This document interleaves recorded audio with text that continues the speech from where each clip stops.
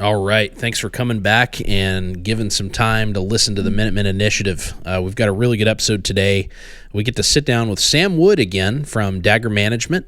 And if you aren't familiar with Sam, we actually had him on a previous episode, and that episode was titled Operational Fitness. And actually, I'll link it here in this episode so you can find it. But we covered just that. We talked about the importance of fitness and keeping your body right so you're operationally ready. Today, we're going to get more into that, cover some more foundational information that goes along with that episode, but also we're going to get into the importance of endurance and how to maintain that, energy systems, injury mitigation, and working around injuries and pain and different things like that. So a lot of really important follow-on information to that episode. This is probably could be considered a part 2. But we're thankful that we had the opportunity to have Sam back on. He's an absolute wealth of knowledge and a true subject matter expert in this area. So please take the time to sit down and maybe even grab some note-taking material and enjoy the episode.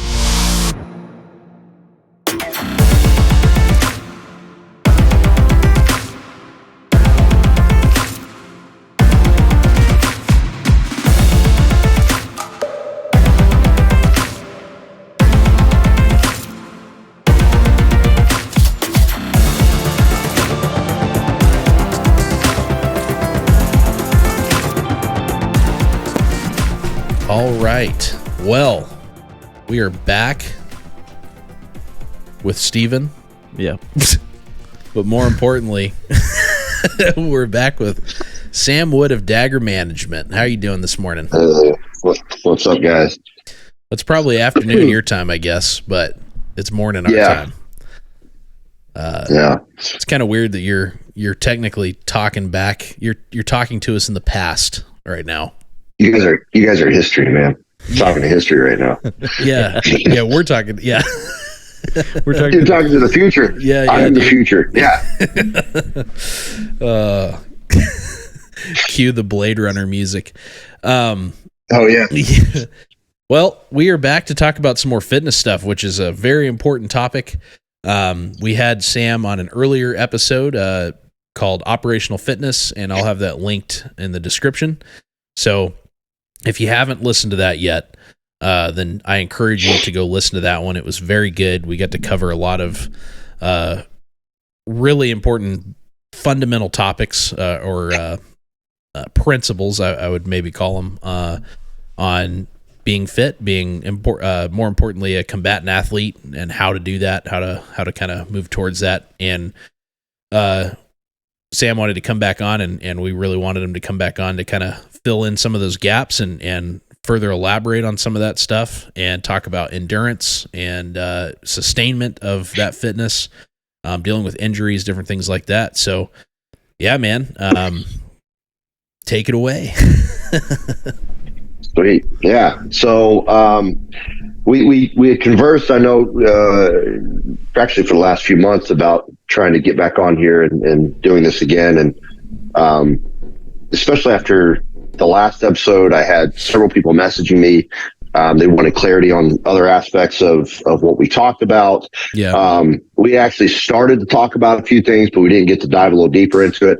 I know the length of that last episode was pretty long, and and this is long format, but fitness is one of those things. I will tell everybody as this episode is starting, go get your pen and paper. We're definitely going to try and I want you guys to jot some stuff down because there's going to be a lot of material here, and hopefully I don't lose you guys, but you're always free to message me. But I do want to cover some specific topics. I know in the last episode we started to talk about energy systems, and you guys heard me using terms like lactic capacity, alactic capacity, aerobic capacity. So just to kind of give a preface of where we're going to start with, and this is just bouncing right off that last episode for you guys listening. Is I want to go right into energy systems. So with the energy systems, I wanted to cover categorically the training modalities and how they all differentiate, but there's also a decent amount of overlap between them. Yeah. So without further ado, let's get into it. So when we're looking at energy systems for a combat athlete, we're not just talking about like the blanketed term of endurance, right? And I think that's important to differentiate between endurance and capacity. You guys remember how it was in the old Army days. We would just take off and run for 10 miles and we go, all right, well, this is all the cardio you're going to need. And you'd break you off, and you had no sustainable recovery methods afterwards to deal with that. And we thought that this covered all aspects of energy. Like, as long as I have good running based cardio, that's going to be enough for everything else. And in sports science, we just call that steady state cardio.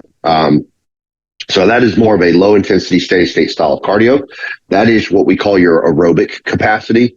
And while your aerobic capacity does matter to some degree, especially for combat athletes, I actually would not prioritize that as number one. And I think because of the mentality that the military's just had for so long, some of it being dogmatic, some of it having some validity behind it, some of it's just anecdotal experiences.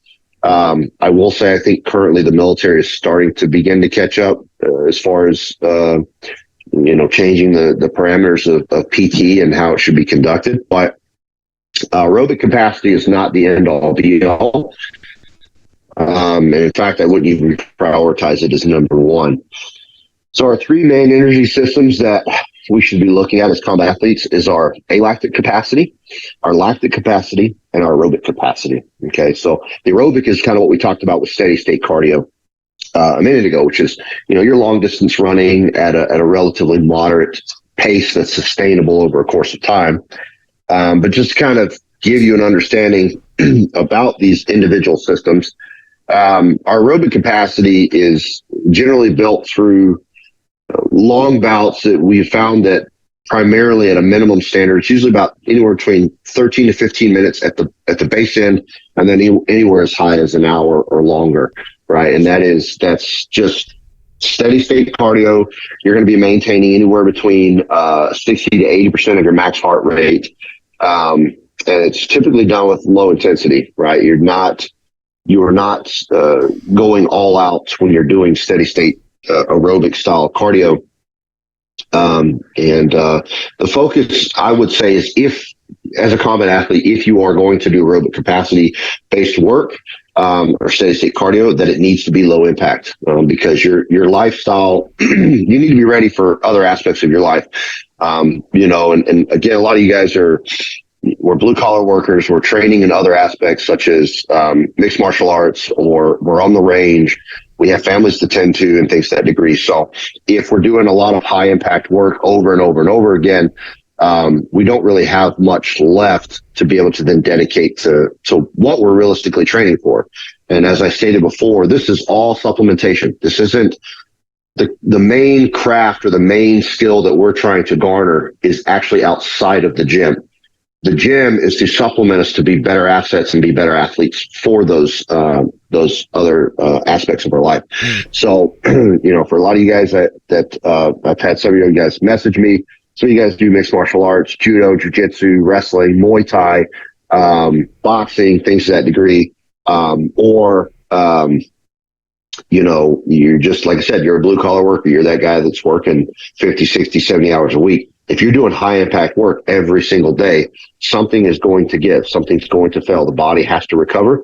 And while I don't like using the term overtraining. I do believe in an under recovery. Okay. So I think it's a better mentality to have is not saying like, well, you overtrain this or you overtrain that.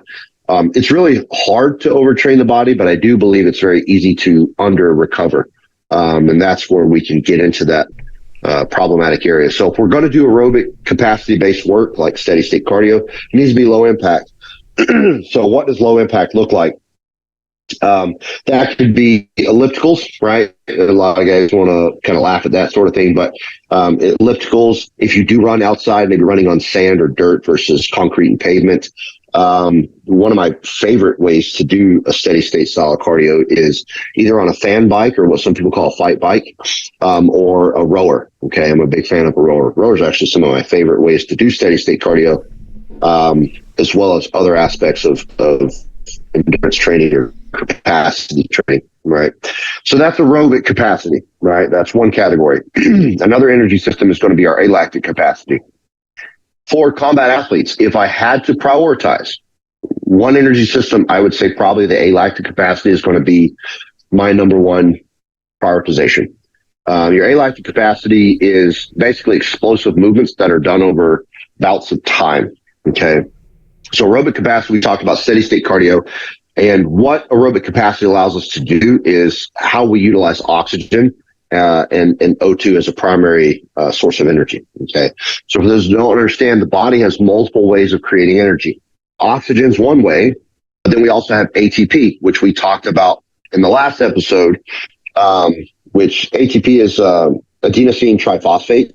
And I'll get you the definitions of that a little bit later on. But aerobic capacity tasks more when oxygen is available. And that's why steady state, low impact cardio over a course of time generally builds that, because you have time to build a VO2 and utilize oxygen, so to speak.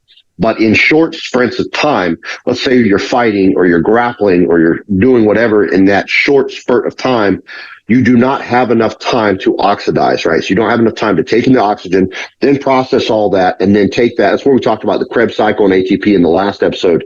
But we don't have the time to then convert that fully into enough energy at that moment that needs that quick burst of energy.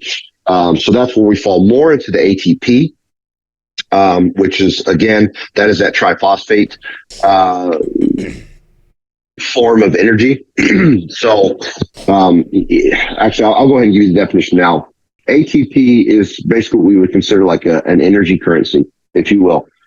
So if a cell needs to spend a certain amount of energy to accomplish a specific task, what it will do is it will split off part of that ATP. So we say triphosphate. That means there's three phosphates, right? So one or two of those phosphates will break off and then tag along with a separate phosphate, maybe from another cell, and then they help us create energy. Okay. And we talked about that last time. So multiple energy systems are being utilized in the body for different outcomes or different aspects. If I need, you guys do a lot of long range reconnaissance style training. I see a lot of you guys doing videos and stuff of going over mountains, and you guys are snowshoeing and going up and down and stuff. Yep. That really helps a lot with your aerobic capacity.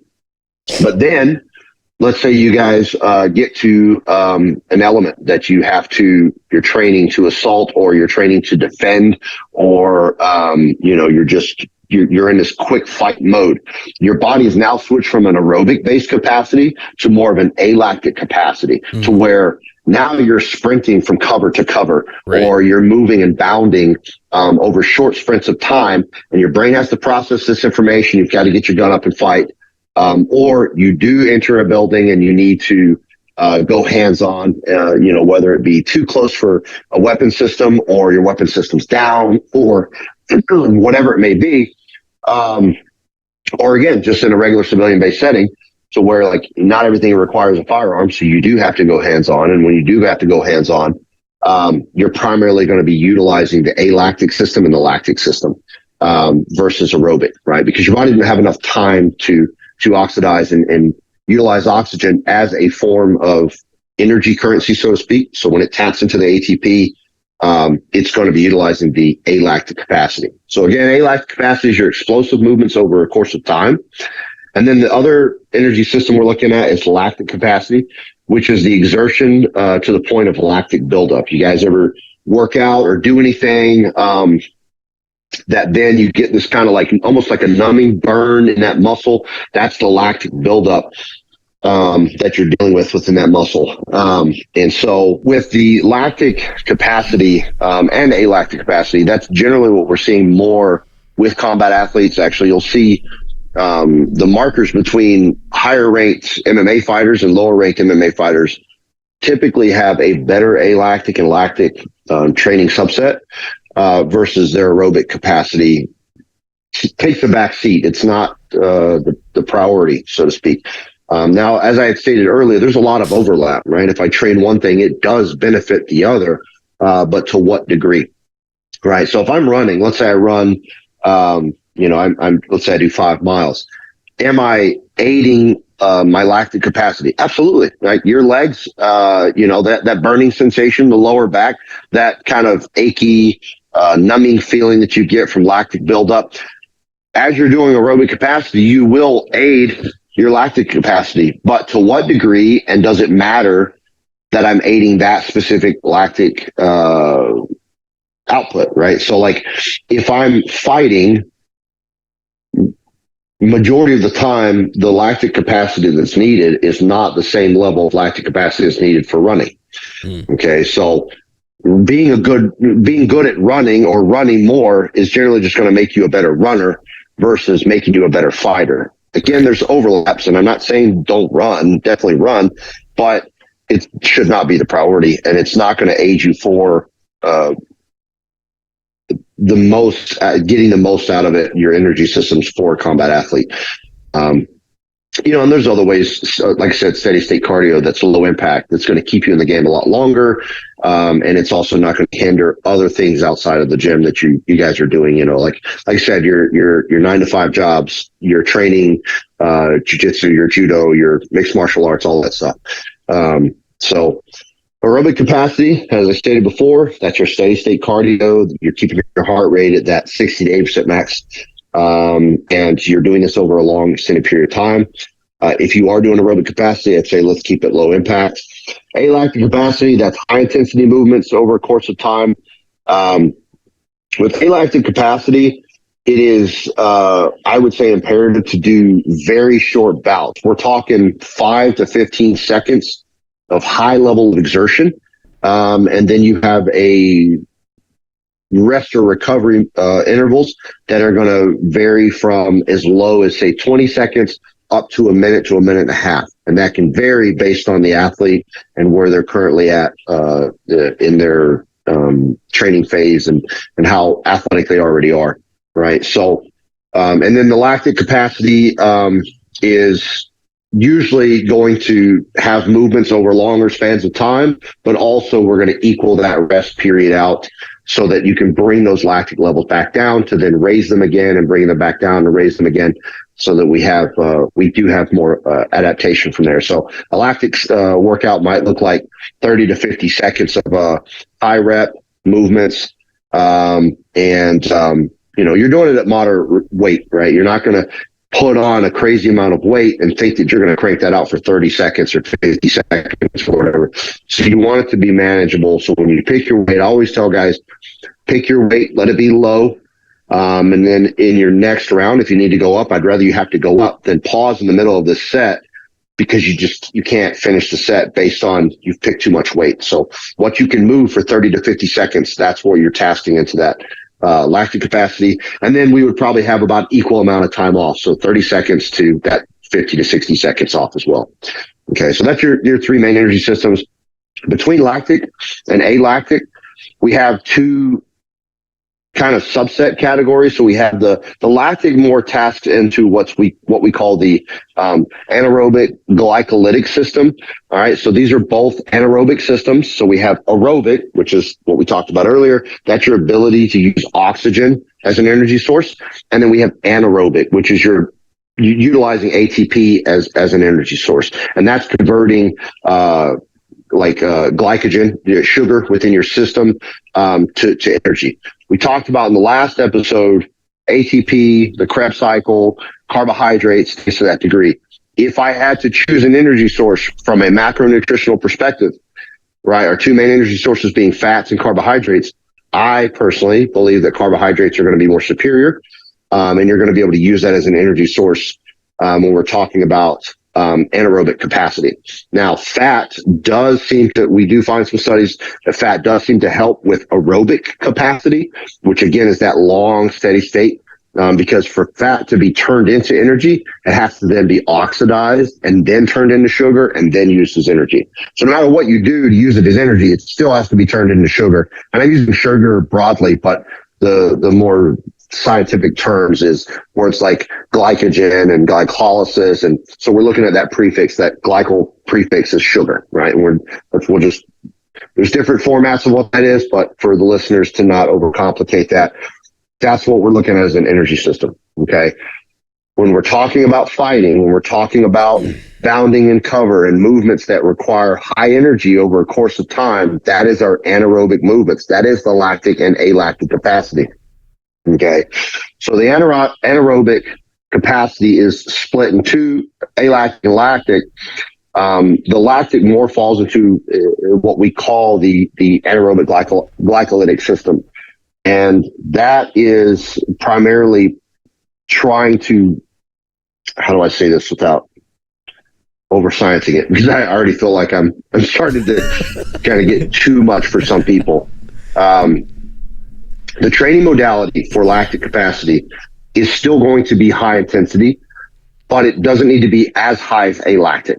Okay. So, again, both require ATP is utilizing as energy sources, but just to simplify this for most people, my lactic is, I would say, moderate to high intensity, 30 to 50, 60 seconds, and then rest 30 to 50, 60 seconds. Okay. Hopefully that helps for you guys. And that's just kind of giving you some examples. You're going to have to play around with this, unless I were to build a program for you and I have a questionnaire and I'm going, hey, what are you doing this? What's your background? What's your history? What do you already do? And then try and give you a baseline to start with. You're going to have to play with it just to see where you're at. Okay. Well, and we're going to talk about periodizing our training. So like, when do I do this and what day should I do it on? And should I always be training this way so we're going to talk about periodizing a little bit later on, but I think it's important that we understand those three energy systems, because at one point in time or at some point in time, we should be training all three, being the primary being that anaerobic capacity, which is alactic and lactic, and aerobic capacity being, I would say, more on the lower end of priorities. Yeah. And I was going to say, Sam, like you said at the beginning, take notes. And I want to reiterate that. I mean, this might sound pretty complicated to some people if you're not as familiar with some of this, but this is it. I mean, this is, we're talking about biology here. We're talking about the way our bodies work. And, at the end of the day, I mean, we can't do any of the other stuff we talk about doing if our body's not ready, fit, and able. So I would encourage people, and this is something that I've had to really do. I mean, I've always been interested in human anatomy and biology and, from a medical perspective. So a lot of this I know because of that, but from the whole fitness side of things, I've really tried to learn like what's happening. It helps me better understand what I'm doing. When I'm working out and trying to put in a lot of work in the gym, I'm not the type of guy that wants to go do something and spend a ton of time doing something if it just to do it. I like to know, okay, this is working this. The reason we do this is for this. And so if you're listening and it might seem a little bit convoluted or complicated, take notes, and on your own time. And we live in a great time where we can go and research things and follow up on it. And you can read specifically on all these different energy systems and better understand. I mean, it sounds like you're going to get into it too. I was actually going to ask, from a practical perspective, how do we implement these in the gym? Are we trying to work these things every day? Are we mixing it, which you just said you were going to get into, so perfect. But I just want to reiterate to people like, hey, this is important information. And this is the information I think a lot of people bypass. I think we should invest time and energy focusing on the how and why behind fitness, just like we do on like first focal plane optics and, reticles and dope and all that. Everyone has something they're interested in, and I get that. But at the end of the day, this stuff is, it's our body, right? So this has been a big learning curve for me recently. So I would encourage others to pursue it as well. But yes, not to derail you too much. I just kind of wanted to. I could tell you were like, maybe I'm getting too complicated, but I don't think you are. I think I'm sorry. And I try to be conscious of that with some people. It's it's just kind of the way it's the way my brain works. Yeah, don't apologize. I If think I it's can, something yeah, it's something we've seen a I'm lot just recently. trying to. So and if I can find more simplistic ways of explaining it, I will. I promise. No, you're good, and it's something that we've gotten feedback before on other episodes. It's like, yeah, that episode on whatever topic. It's like, man, it's 2 hours of you guys talking about a serve site or whatever. It's like, dude, long form podcasts are long form, but there's so much nuance and so much little conversational information that comes up that it can be valuable. So, but if you're not that kind of person that wants to sit down and listen to all the nuance and all the detail, then go read an article. Like, you don't click on a 3-hour podcast. Yeah, exactly. Or go watch a YouTube short reel or something. Yeah, I mean, there's other formats out there. That's a good point. I mean, that's why we have things like Instagram. If you want a short little soundbite or a short little video of me just saying, do this because this will help that, then, that's why I say we go follow social media pages and stuff like that. But yeah, it's long format. If you just need to see a reel of Jocko going good every 15 seconds, then go for it, dude. You watch that, and you can pretty much do anything you want. I don't understand aerobic capacity. Good. Good. Yeah. Oh man. Anyways. Oh man. So if I could kind of shortly summarize the lactic and alactic capacity versus the aerobic capacity. The aerobic capacity is where oxygen is utilized as an energy system. An alactic and lactic capacity, or what we would call an anaerobic system or an anaerobic glycolytic system, is basically those last two, alactic and lactic, is basically when cells are poorly oxygenated. So they have to use sugar or glycolysis to produce energy, or as we said earlier, ATP. Okay, so over that, we'll just sum up that entire word salad that we had earlier. But I do enjoy the whys and the hows. So for those that are kind of like me and you guys are listening and you're like, I just don't know what direction to go into, take this episode in, jot these points down, the keywords, the buzzwords that you're listening to. And then, of course, go Google it. It's like I told you last time. This isn't Sam's verbiage. This is, these are colloquial terms that are in sports science that are easy to find. All the workouts, all the, aspects of what we're doing, they're colloquial terms. They're not anything I've coined or anything to that degree. But to me, what I have found is probably one of the most complicated subjects when we're talking about strength and conditioning and sports science is the energy systems, right? The average Homo sapien goes into a gym, and even if I don't give them any direction, they're just going to look at their biomechanics and go, okay, add weight, move this direction. And they'll do that. And they'll go, okay, I'm getting growth. And they'll just keep doing it. Now, there's, some nuances that some people can just adapt and just keep going and keep going and keep going.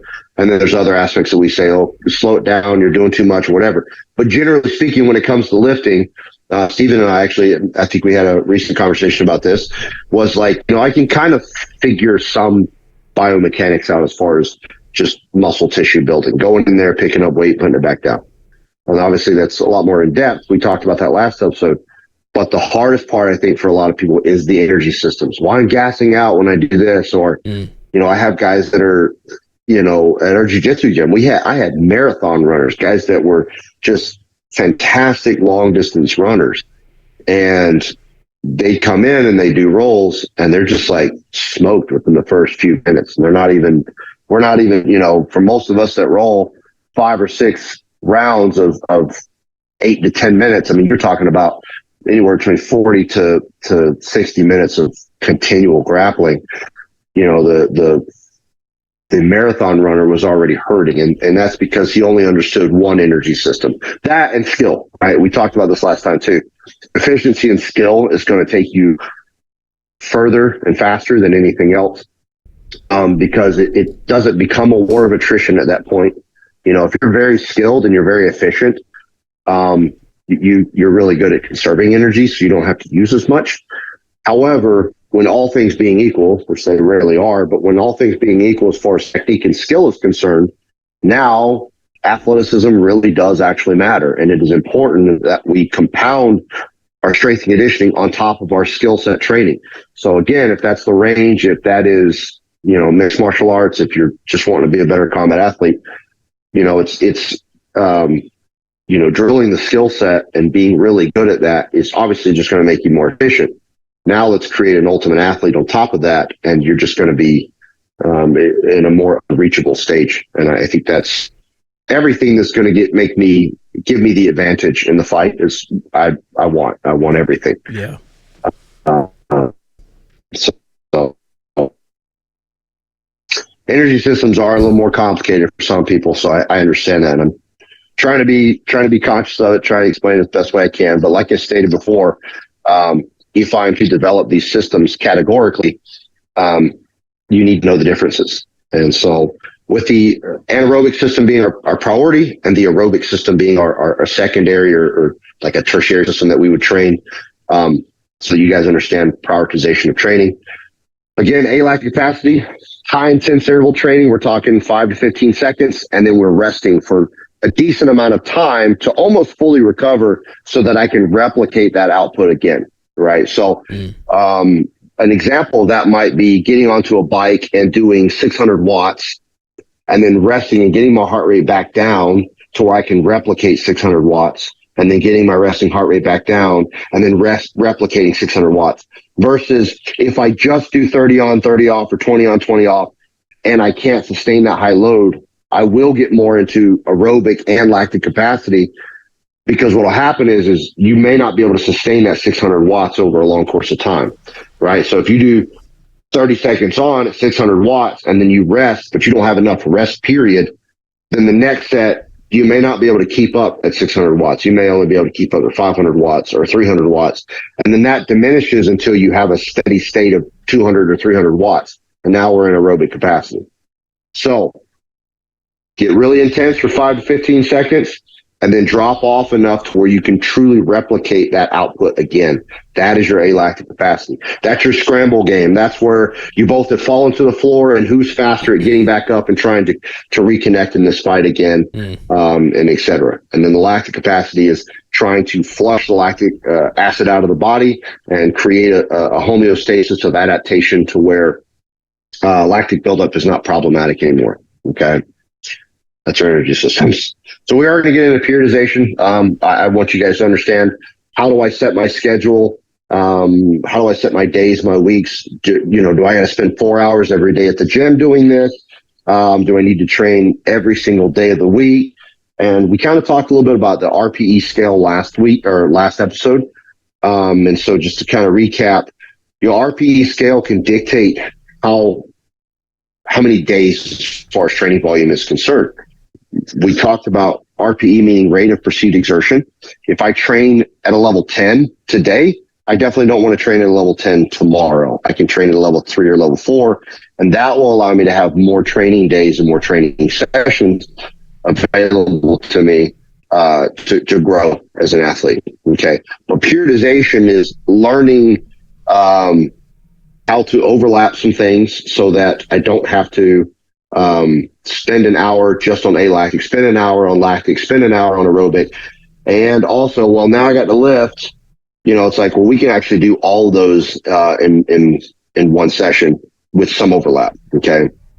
So as far as periodizing our training sessions, we definitely want to have the highest priority should always go towards technique, right? So if, let's say it's a range day, or a lot of you guys that have messaged me about you guys doing jiu-jitsu and mixed martial arts, your training modality or the skill set should always come first. I don't want you guys going to the gym for an hour or two and working out, and then you're like, all right, now I need to go to the range and spend time doing courses of fire that require me to get behind tank stoppers in the prone position, but then I got to jump up and then run 100 meters and climb up this tower and do it. It's like you've already exhausted yourself. So what's going to happen is when it's time to train your skill set, your skill set is going to diminish because you can't dedicate the energy and time, and you'll be mentally fatigued, and so you can't give it the acuity and attention that it's necessary.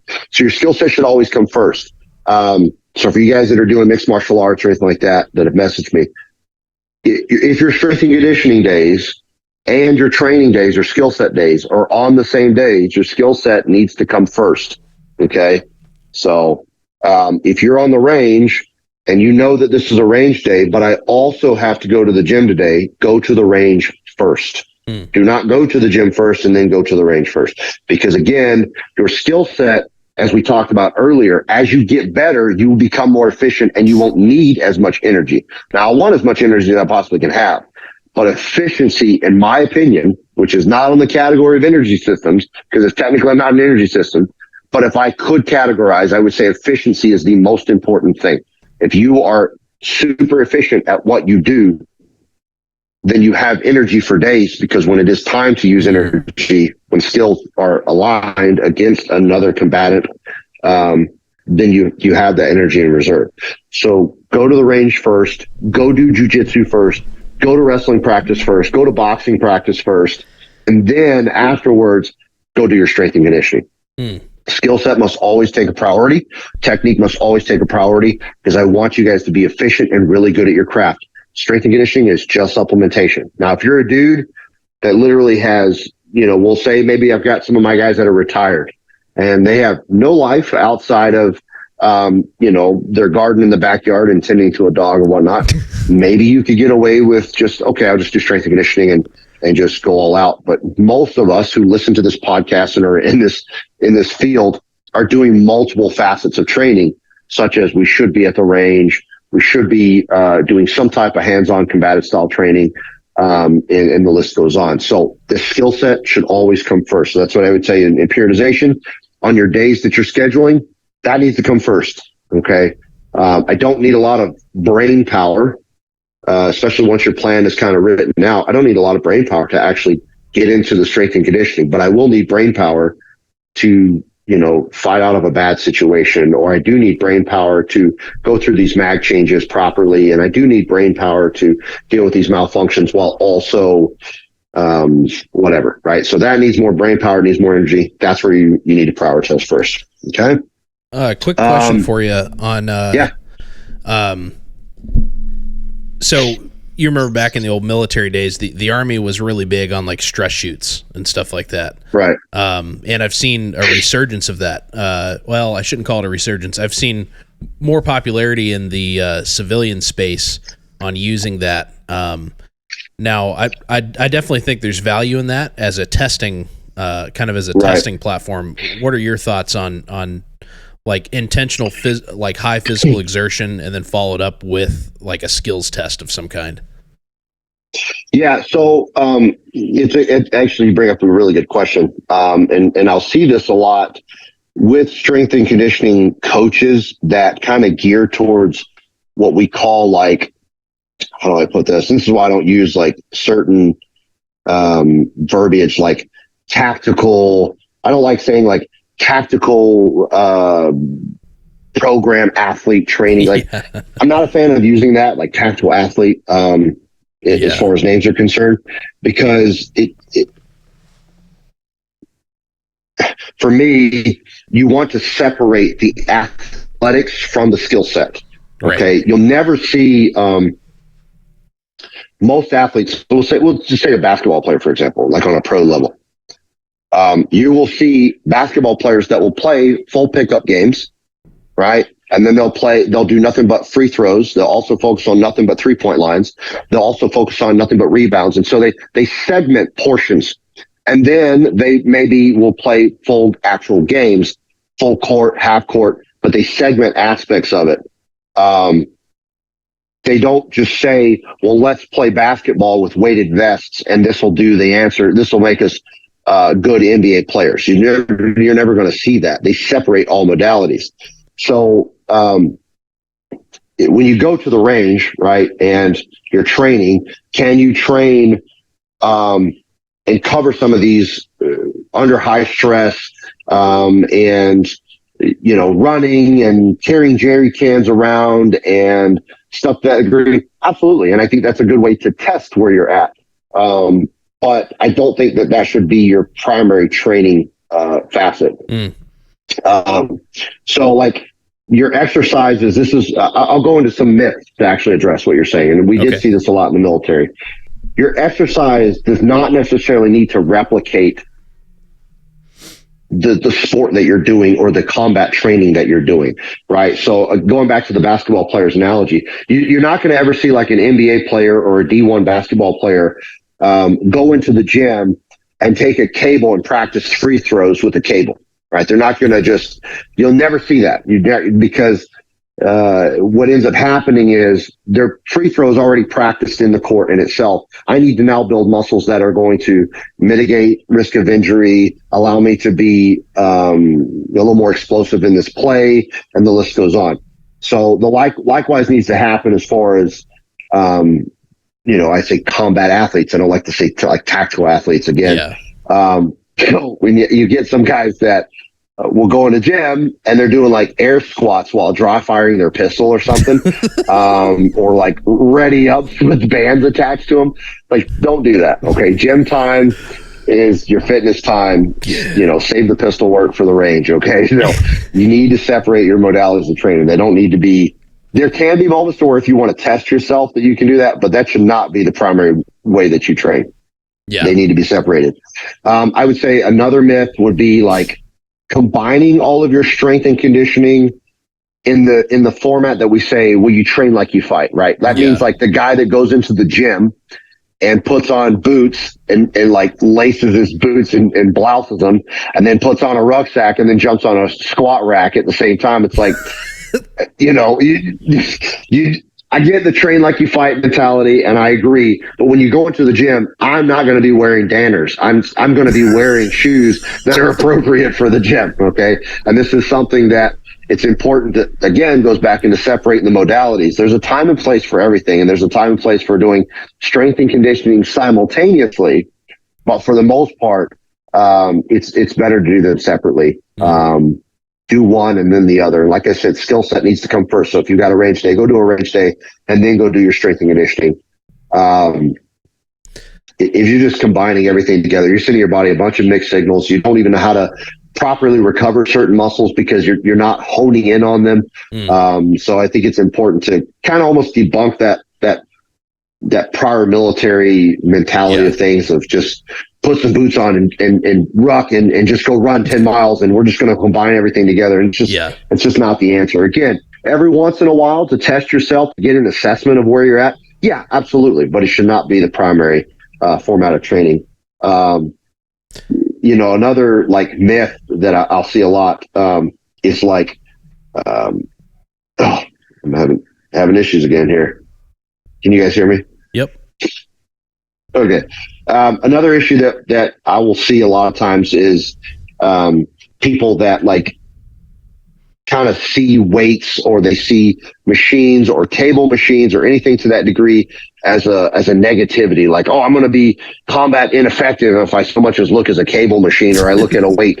Because there is a community of individuals out there, and I have seen this through social media quite often, believe it or not, that they believe, well, you don't need to touch a weight room. You don't need to touch cables. You don't need, just go out there and just, simulate your combat training. And that's more than enough. And it's like, you're not going to lose combat ineffectiveness by jumping on a cable machine that focuses on a specific muscle that maybe you're rebounding an injury or recovering from. So hopefully that answers some of that question for you where you're asking like, when I go to the range, should I be doing ready ups in between mag changes or whatever? And the answer is no, you don't have to. It is a good way to assess maybe where you're at, but I wouldn't let that be the end all be all. Avoiding machines at all costs is like deciding to use a Beretta instead of a Glock because it's what we've always done. Like we just, use the right tool for the job. You know what I'm saying? Sometimes it's a barbell, sometimes it's a dumbbell, sometimes it's a machine, sometimes it is a rucksack. And in that moment, but don't, looking at a barbell or a dumbbell or a machine or a rower or whatever, it's not going to make you combat ineffective. And I've seen that on social media a lot too. Yeah, I feel like to use kind of a shooter example, you hear the myth all the time of guys that are like, if you're training to be combat effective, like don't ever do a competition shoot because you'll build bad training habits, Yeah. And it's like, no, dude, you're isolating shooting, marksmanship skill and speed and efficiency. And exactly. Yeah. And it sounds like to me, a lot of what you're saying here is, you can blend things together and get a full test of where you're at, but you should be in your training cycle, you should be isolating all these different systems. And yeah, you're going to have blend in some and natural, just right. Like if you're working chest, obviously your arms are getting worked out too, but you're focusing on your chest, or whatever. But right. Same kind of thing for endurance systems and stuff like that is what it sounded like to me. Yeah, and some of that, especially, and this is speaking to all of guys like you and I and Steven, that, we're that post-military mindset is like, that, or we should walk away completely dead. Like we talked about this in the last episode when we were talking about RP scales, like we just leave it all in the gym or just leave it all on the trail and you should just walk away completely dead. And it's like, if you train like this, and then you try to plan what are you to do to plan the rest of your day and the rest of your week? You're going to be ineffective for everything else. So, I mean, and as I stated earlier, if your gym is a supplementation, so your gym training should not detract from your skill set based training. Okay. So what about for people with that being stated, what about for people that are, like dangerously out of shape, where you might have some people that care a lot about this perspective and concept and stuff like that, but they're just very, very, very out of shape. Would you say that maybe for them it's more important to prioritize that fitness and in order to get to a point where you can build the skill, so there's not so much tunnel vision on skill when you need to get in shape? I would say there's levels of this, right? Like, so I would say if you're kind of dangerously out of shape, like, you don't want to push it too much type deal. I would say the first priority actually in this case would not be the skill set. I would say the first priority would be building yourself back up as a human being, to where you're out of those red zones. Okay. And I where would I start with something like that? Let's say I have somebody that's just lived a very sedentary life, or they've just been in a caloric surplus for most of their life, and they're in some serious red zones. We're talking about blood pressure, triglycerides, maybe they're type 2 diabetic, those types of things, right? And so say we're in that category to where if we do too much, we could get into some dangerous zones. Let's focus on getting you down to a safe level to where we can train at a higher rate along with your skill set training. Because at the end of the day, you can be a really good shooter, but if you die of a heart attack before you even draw, it's like, what does it matter? So I want you to be a healthy individual first, because no matter what your skills are at that point in time, they don't matter if you're dead, So I think it's important to get yourself back to some safe numbers. At least, you're not going to be, I would say, picture perfect, but at least to where we're safe enough to start training arduously, even on a small scale. So what that would look like, again, there's levels to that. If we're talking like, the super heavy people, like 400 pounds plus type deal, whatnot, diet control needs to be number one. That I would say, go ahead and start reducing some food. Now, I don't want you just putting yourself in a state of so much deficit to where you end up binge eating and just gaining everything back. Yeah. So some caloric deficit, and then just some basic movements, right? Just getting out, walking your dog, getting up to change your, I was about to show my age, getting up to change your television instead of using the remote. Man, that's talking about adjust showing your age. Antennas. But like doing other, go up there and turn some knobs and get me a better signal. So yeah, I mean, doing things that are going to allow you to up your caloric burn just off of living status alone, taking the stairs instead of elevators, and then adding other activities in there. In sports science world, we have a word, which I actually didn't plan this out, but it's good to know. It's what we call NEAT, which stands for non-exercise active thermogenics.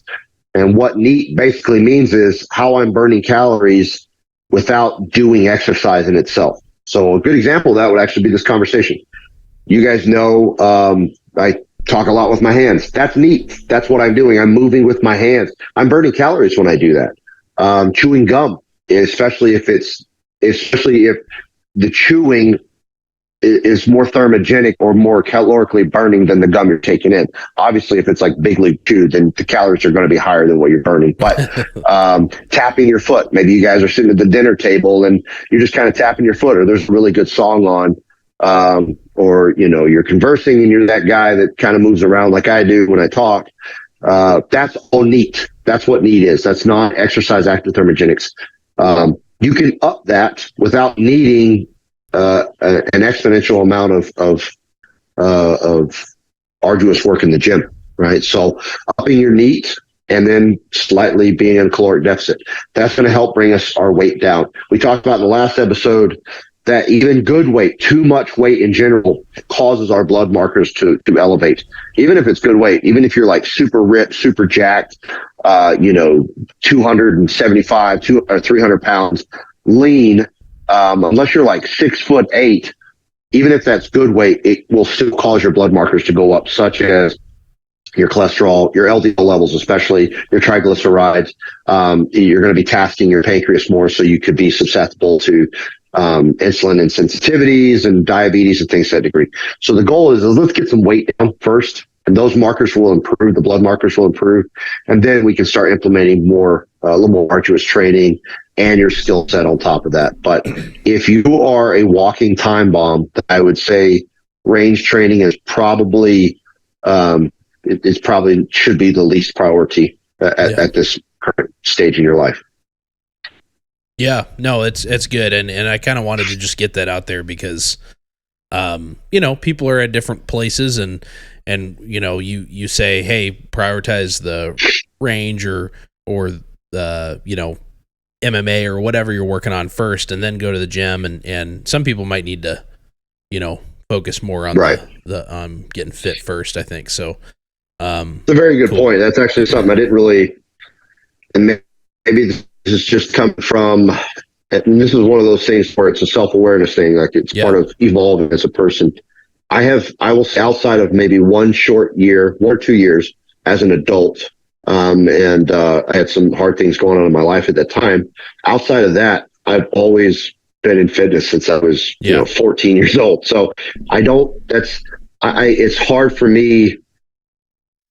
Sometimes I will say I step away from that because I've not lived that life. I've trained plenty of people that have come and bounced back from that. Some guys have already started a weight loss system.Maybe they're doing fasting or whatever else to get themselves down, and we start. But I'm glad you brought that up in conversation because it's a very important point to make.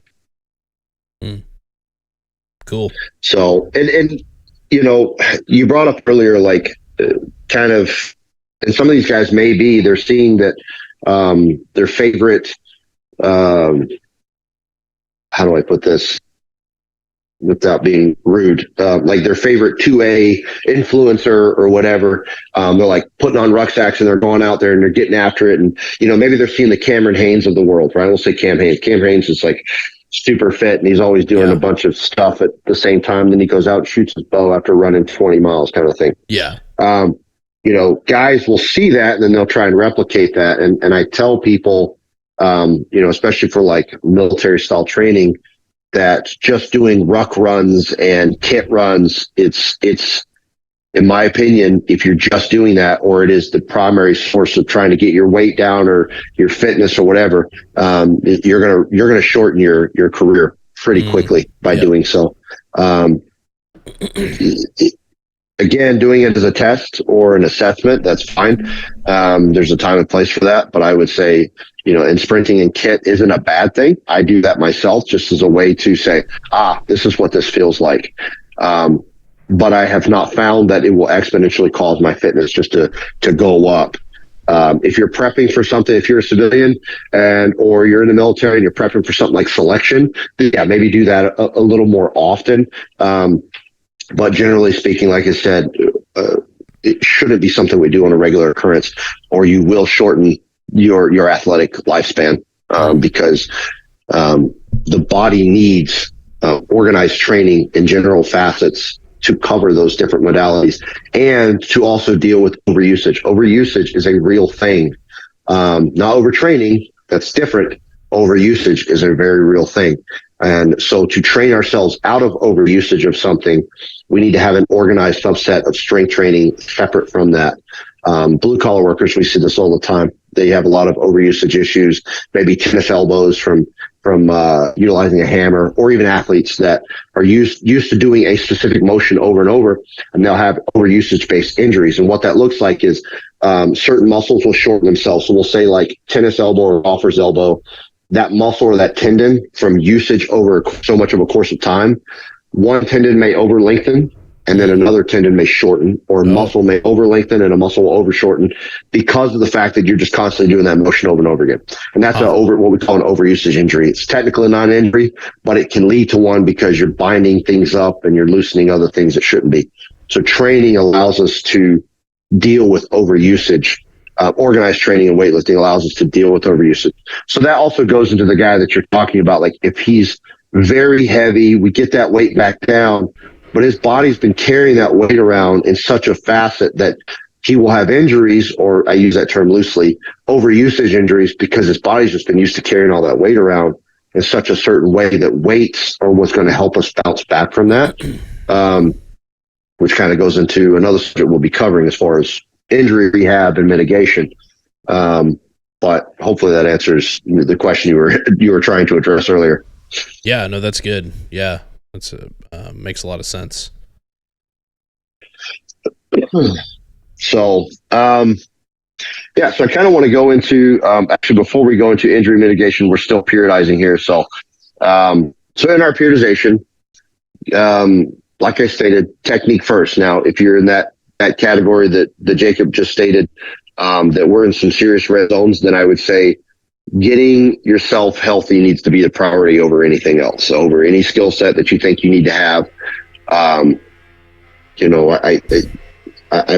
I'd much rather get you to some healthy markers, and then we can say, okay, let's focus on skill set and go from there. Okay. So really quick, what are some things when we're periodizing our training? Sorry, go ahead. Really quick on that, because we actually got some questions from the last episode.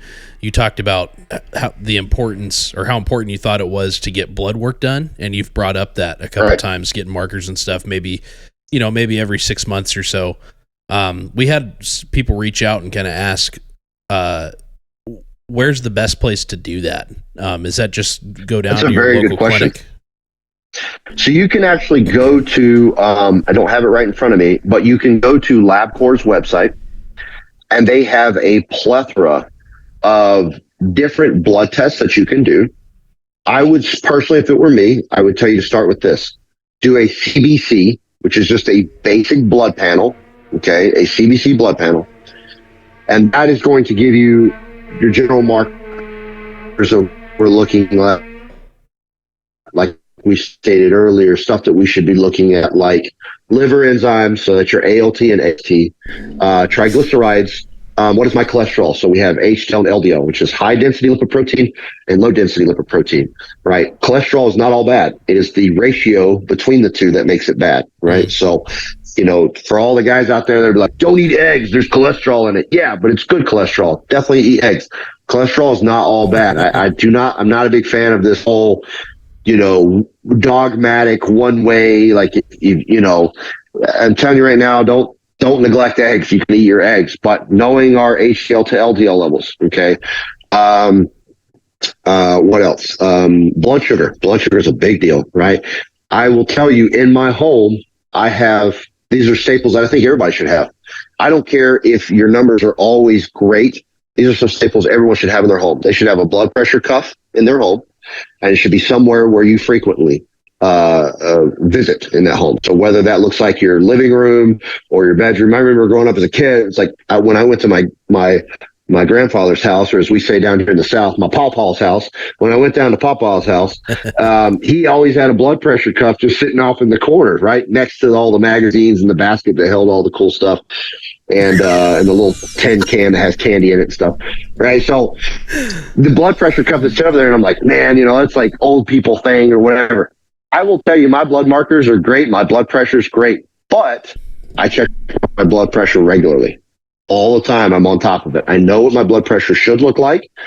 You should know what your numbers should look like. So when something is off, you can go back historically and go, what did I do differently that caused these levels to change? And then figure out how not to do that again, right? It's a learning process of our own body. So a blood pressure cuff you need to keep in your house. For most of us, like I said, most of Western civilization are heavyweight, so you might have to get an extra large blood pressure cuff. That's okay. Get you one of those. And I would actually say a blood sugar monitor is another thing that everybody should have in their home. And it's wild because we only see people who have diabetes that think of these things, but blood sugar monitors is something that you can go on. I think it's the company's called One Next or Next Step, One Next, something like that. And you can get them on Amazon. They're just a little thing, no bigger than, looks like a little gigapet for all my millennial friends. It's like a Tamagotchi size thing. And you get these little strips that you put into it. And then you can get these little lancet needles, and they're just like the quick prick lancets. So you just put it on your finger, you press a button, and you get a little bit of blood on the edge of that finger. You want to wipe it with alcohol swab first, because if you just got through eating your Cheetos, some of that's going to be on your finger. So it'll actually register in the glucose meter. So when you're done doing whatever, before, always wipe it off with alcohol wipe. Get you a little lancets, and like I said, they're stupid cheap. You can get a glucose meter on Amazon for like $20, and then the strips, you get like 100 strips for like $12, and it'll last you for a while. And then a box of lancets, they're just little disposable lancets that you put up against the finger, and it just pricks it real fast. A box of 100 of those again is about another $10, right? So, and that'll last you for months. So you just alcohol swab, prick that finger, and then you put it up to the glucose meter, and you read your fasted glucose. So that means every morning you're waking up, not every morning, but your fasted glucose is your morning glucose levels. When I wake up in the morning, your glucose should be between roughly 70 to 99. Okay. That's where I don't want my blood sugar to be any higher than 99. I think between 100 and 115 is pre-diabetic, and then 120 to 140 or 160 and fasted glucose levels are diabetic. So those are things I monitor regularly. So now I'm Peepaw, and I've got me a blood pressure cuff and a glucose monitor, but the average person should have those in their home. And I would say your blood pressure, I would check that, especially if you're somebody that's had blood pressure problems in the past. I would check that at least 2 to 3 times a week. And then your fasted glucose, maybe once a week, once every other week, something like that, just to kind of keep that monitored. As far as your blood panel is concerned, LabCorp's website, go to their website. I'm not sponsored by them or anything like that, but they're the most intuitive, easy to do, as far as getting your blood work done. You do not have to go through your primary care provider. You do not have to go through, a general examiner. You can go to LabCorp's website. They have a plethora of different, like they've got endocrine, they've got ABC, which are basic panel.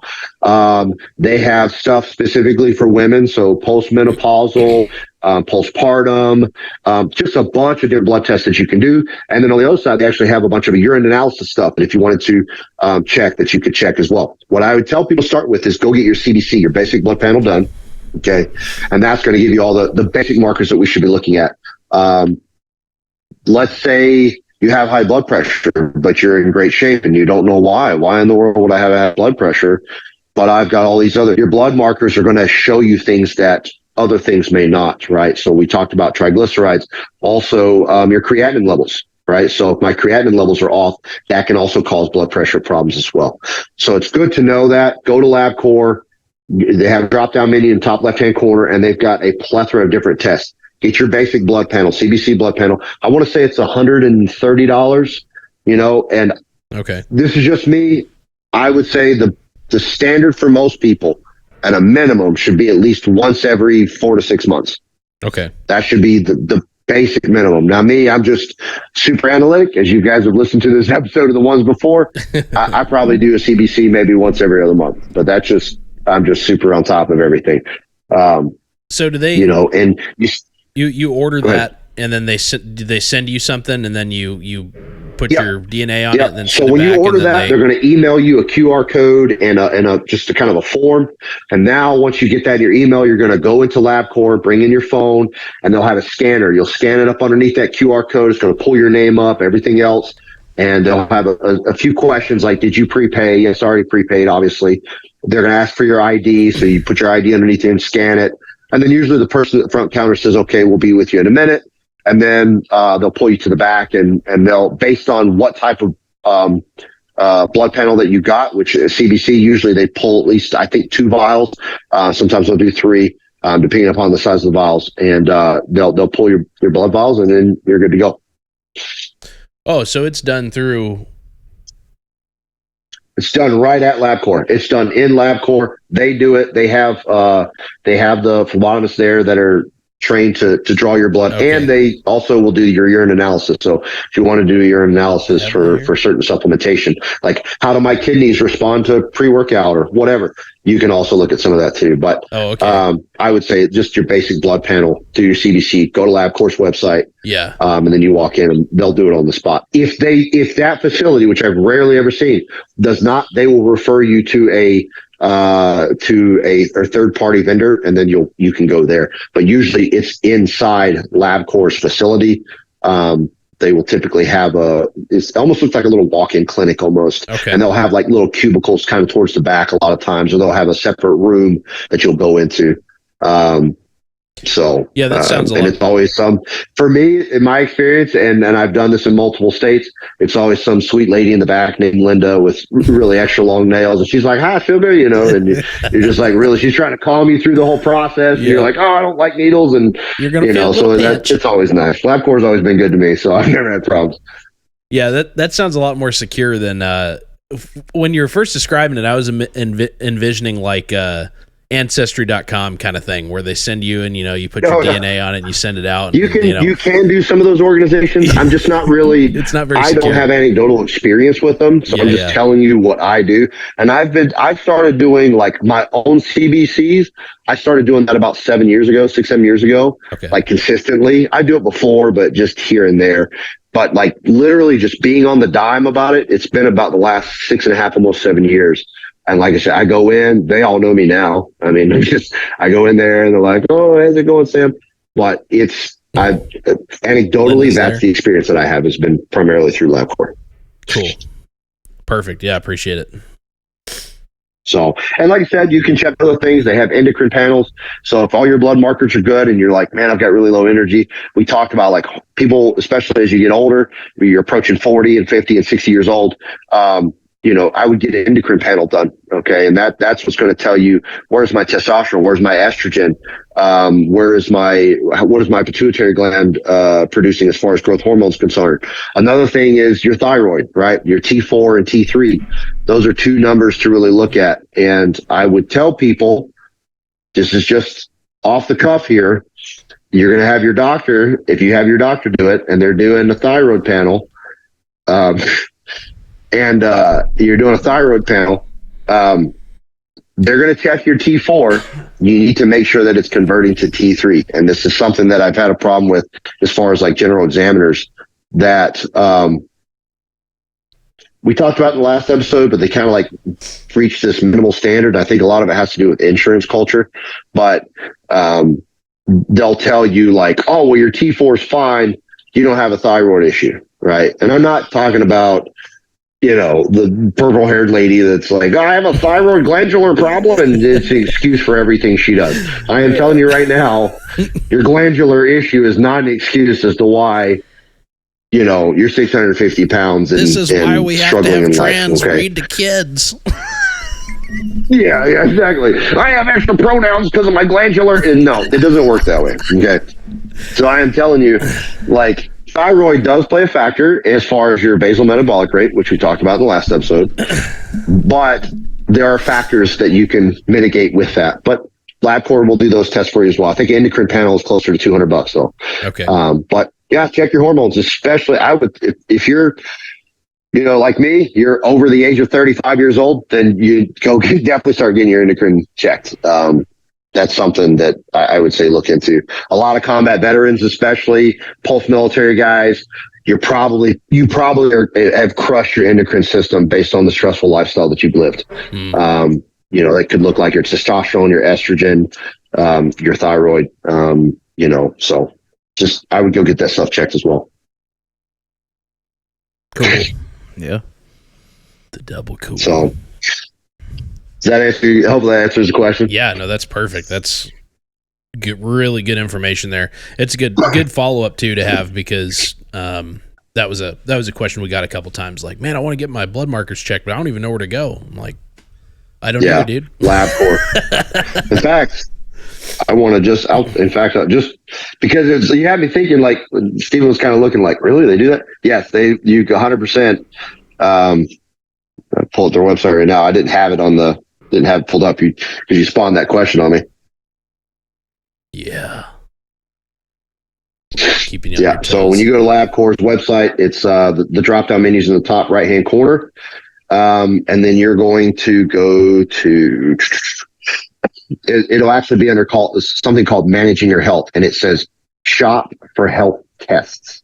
Okay. Now you can actually get specific health tests for specialties. So they have on here neurology, cancer, oncology, which that's what the study of cancer is. Yep. So oncology, neurology, rheumatology, you can get those tests done as well. So if you feel like that's something historically you have in your family, or you're not sure, you can actually buy those tests as well, and they will also do panels for that specifically. But when you go to shop for your health test, you'll just go in and then you'll pick the CBC blood panel. Yeah, and they got one specific for men. So like, here's one for men as far as endocrine system's concerned. That tests your hormones very specific to where men's numbers should be. There's a women's test there. So I'm going to tell you right now, you wouldn't think, but it is a world of opening to learn your own body. And I think it is important that we do not just solely, I'm not saying neglect your doctor. I am definitely not that guy that's telling you to charge your crystals by the window and neglect your doctor altogether. You do need to go to your doctor. You do need to listen to medical professionals.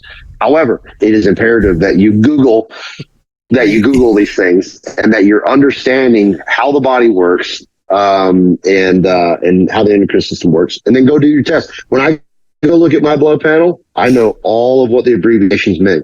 It's very easy to say, what does ALT mean? And then I type it in and I look it up. What does it mean if my ALT is high? And then you get a few things on that as well. So, so hopefully that helps. So you're not a big believer in absorbing your chakra through an amethyst crystal by the front door every Definitely not. Definitely not. 100,000%. Co-aligning your chi to prevent cancer is not a real thing, right? Oh man. Cool. So back to periodization. Periodizing your training. So we talked about prioritizing technique and skill set first. And then number two, I would say, what are things that we should work towards in our strength and conditioning programs? We talked about movements. In the last episode, we talked about movements, power versus force production, or strength versus power alone. So maximizing force production. In this episode, we're talking about energy systems. So capacity versus endurance, which will allow us to have more training. Here's the thing.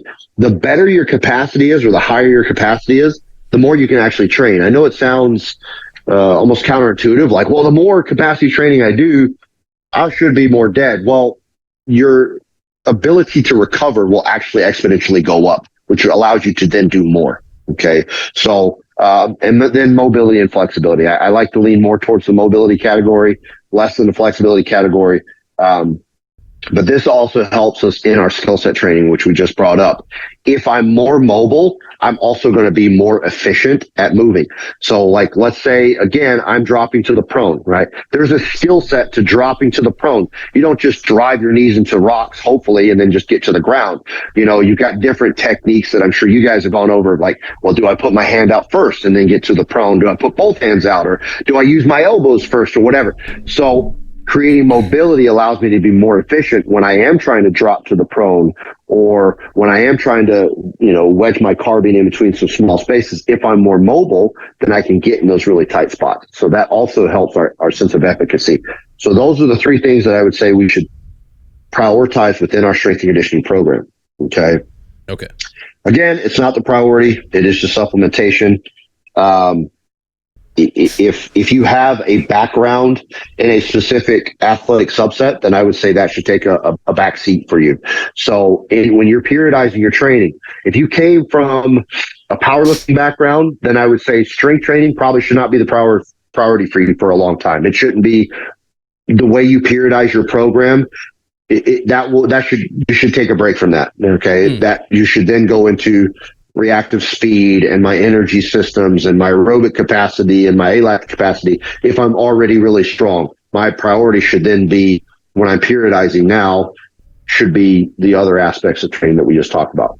Vice versa, if I am a D1 marathon runner, I'm just phenomenal at long distance running, then I would say let's work on your force production and the power output and your speed and things to the degree like we talked about in the last episode.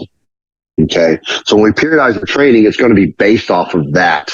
If you just came off of a heavy straight training regimen, then my periodization next would be speed, right? Or agility, or reactive speed, which we talked about the force velocity curve in the last episode. So we aren't neglecting that entire curve. We're just periodizing aspects of the curve, right? We talked about the force velocity curve, right? Max force production, my 1 rep max being at the top, and then like really high expressive, fast calisthenic based movements being at the bottom, and then everything in between. So I'm just physically going through those modalities, always coming back to the next one, right? So when I periodize, when I set my schedule, generally for me, I like to set a periodization or a schedule no less than 6 weeks, and typically probably no longer than 12. You can go up to 16 weeks. It kind of depends on if you're preparing for a competition or a fight or something to that degree. I've got friends of mine that are in like the tactical games. I got some friends right now that are doing the tactical application shoot, which is something that the Special Forces organization puts on, and they're trying to create, or trying to help create some programs for them to, how do they break this down to prepare for that? So that camp may be longer, it may be shorter, but generally speaking, 6 weeks to about 12 weeks should be about where we're starting to change each period. So I may go through a 6-week program of just like pure force production. I need to get my baseline numbers up. We talked about that in the last episode, creating a baseline of strength, right? What is your bench? What is your squat? What is your deadlift? What is my broad jump? Whatever that PR that you're looking for, I need to get that baseline up. I want to work on just nothing but force production. Okay. And then I would spend six weeks at a minimum at getting that up. And then I could go into the next phase or periodization of maybe then working on speed strength or reactive speed. Another 6 to 8 weeks, maybe 10, maybe 12. And then I would focus on the back end of saying energy systems. Now we're going to do 6 to 8 weeks or 12 weeks of nothing but energy systems. Usually the energy systems, I tell guys, you want to butt that up against your competition. Whatever you're getting ready for, we will say for people that are in season, right? Wrestlers or fighters or guys that get, I would butt my energy systems up against the back end of whatever that competition is. If you're a guy that doesn't do any kind of competition, you're just a dude that likes to train and he wants to be ready to deal with whatever comes his way and protect his family and that sort of thing, then we would just periodize and we'd come back around to force production. Okay. But I like to back that energy system training up against whatever you're prepping for. So for the average guy who doesn't compete, maybe that's election season. I don't know. So, you back your energy systems up against, maybe that's when you think you're going to have to fight for your life. I don't know. So, those guys that were preparing for January, maybe they had to put their energy systems up against them back into that day. So anyways, but for the average person who doesn't compete, your energy systems will just recycle after that and we'll go back to force production, if that makes any sense. So that's periodizing our time set. So over a course of 12 months, I may spend, January to, we'll say, early March, right? We'll say 8 to 10 weeks. I may work on nothing but force production. And then from early March to we'll say mid-May, somewhere another 8 to 10 weeks, we'll do reactive speed. We'll do some speed strength stuff maybe. And then from, we'll say, mid-May or late May to late July, now I'm going to work on pure energy systems. How do I get my aerobic capacity up? How do I get my alactic capacity up? How do I get my lactic capacity up? And then by September, maybe I go back into force production, or maybe I test my strength. I reassess, do a minor assessment program that you want to do. Let's figure out where I'm at. And I'm still really strong. Like I haven't really lost much strength. Then maybe I want to go back to reactive speed and speed strength. Okay. But I would definitely periodize, because you will definitely burn yourself out, not just physically, but mentally, if you try and stay in that phase for too long. So hopefully that helps. Like I said, no less than 6 weeks, no more than 12, and then bounce into your force production, then bounce into your energy systems. For my athletes that are competitive, put your energy systems up against the back end of your competition or right before your competition. For the average person, election season. Okay. So for your basically, like for your average person, or let's say that guy or gal that's wanting to be kind of prepared, be that modern Minuteman, so to speak. You're constantly just cycling through these things, and just always jumping back to them. So you're not, well, I mean, I guess technically you will lose. So you lose some progress when you're not working on something every time, but to a degree, but right? And this is very. I'm glad you said this. This is super important for people to understand. And this was actually really hard for a lot of my power lifters or bodybuilders that I'm then trying to train for combat sports, especially, or they're getting into another type of competitive aspect. Is they're fearing that they're going to lose all this strength? Like, oh my gosh, I spent 10 years being in the top 10 strongest guys in the USAW or USAPL or whatever federation they're part of competitively. And I will tell you this, your neuromuscular capabilities are going to decrease long before your muscle is actually going to decrease, as long as your nutrition is there and you're still training.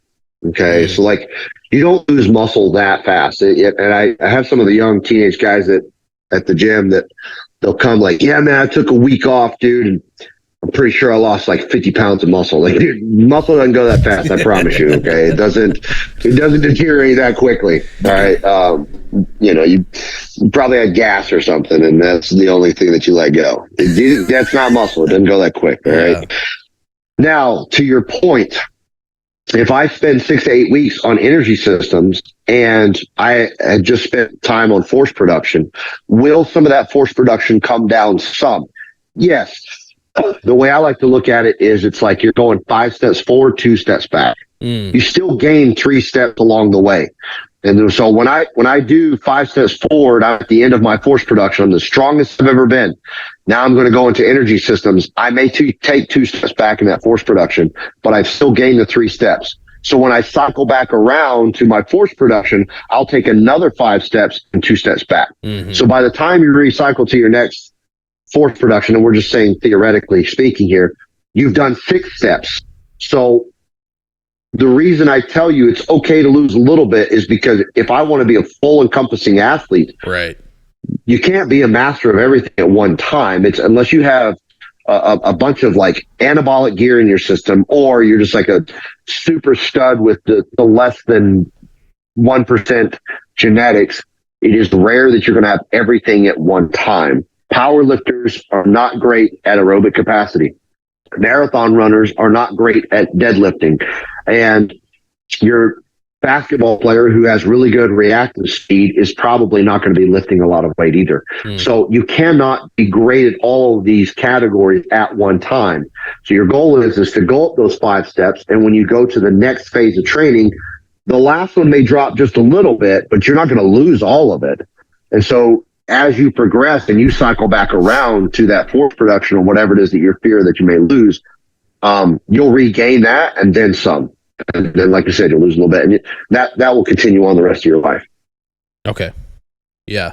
That makes sense. Yeah, that does. Okay. Yeah, that makes a lot of sense. We're athletes, and that's where I think it's important to remember this is the hardest thing, especially for my powerlifters. I think more than anybody else, or guys that strength train in the gym alone, or they're just so used to strength training in the gym, they're so scared they're going to lose their squat max or their bench max, or, oh my gosh, I've worked hard to get it. And it doesn't go that fast. I'm telling you right now, it doesn't go that fast.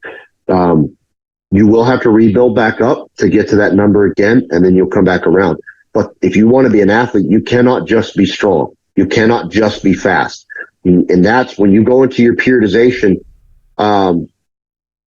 you know, and it's not to say that you won't have some overlap. Like in your alactic and lactic capacity, you're still doing bench press. You're still doing your squats. You're just doing it with a different rep count or a different speed or a different weight. So your body it's not like it's lost the motion anyways. Right. And we do try to have some minor overlap. So in a force production, when I get guys and I build programs for them and they're doing force production, I don't just nix capacity and endurance altogether.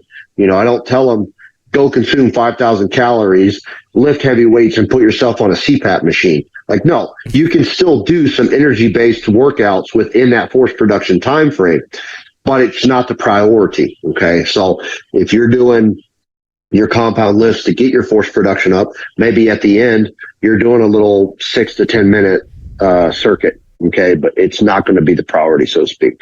And same thing when I'm going to my energy systems. You're still lifting weights. You're still going to lift them with speed and some power, but not as much as you did in force production. So there will be some overlap, but not drastically so. Perfect. Yeah, that makes sense. Does that answer your question? Yeah, that does. And I just feel like that's something that I hear that a lot. Like that's a thing that repeatedly kind of comes up for different reasons. But and I've always wondered kind of how that works, you know, because if you're, you know, it's either you have to phase it out, like you're saying, or you're trying to do like a little bit of everything in the gym every time you go, which is not really feasible, you know? So, and probably not, you know, going back to efficiency and stuff like that. It's not efficient either. Right. Now you do have, we didn't even bring this up on this, and it's been an occurrence since the last episode, but I do have an app or doing strength and conditioning.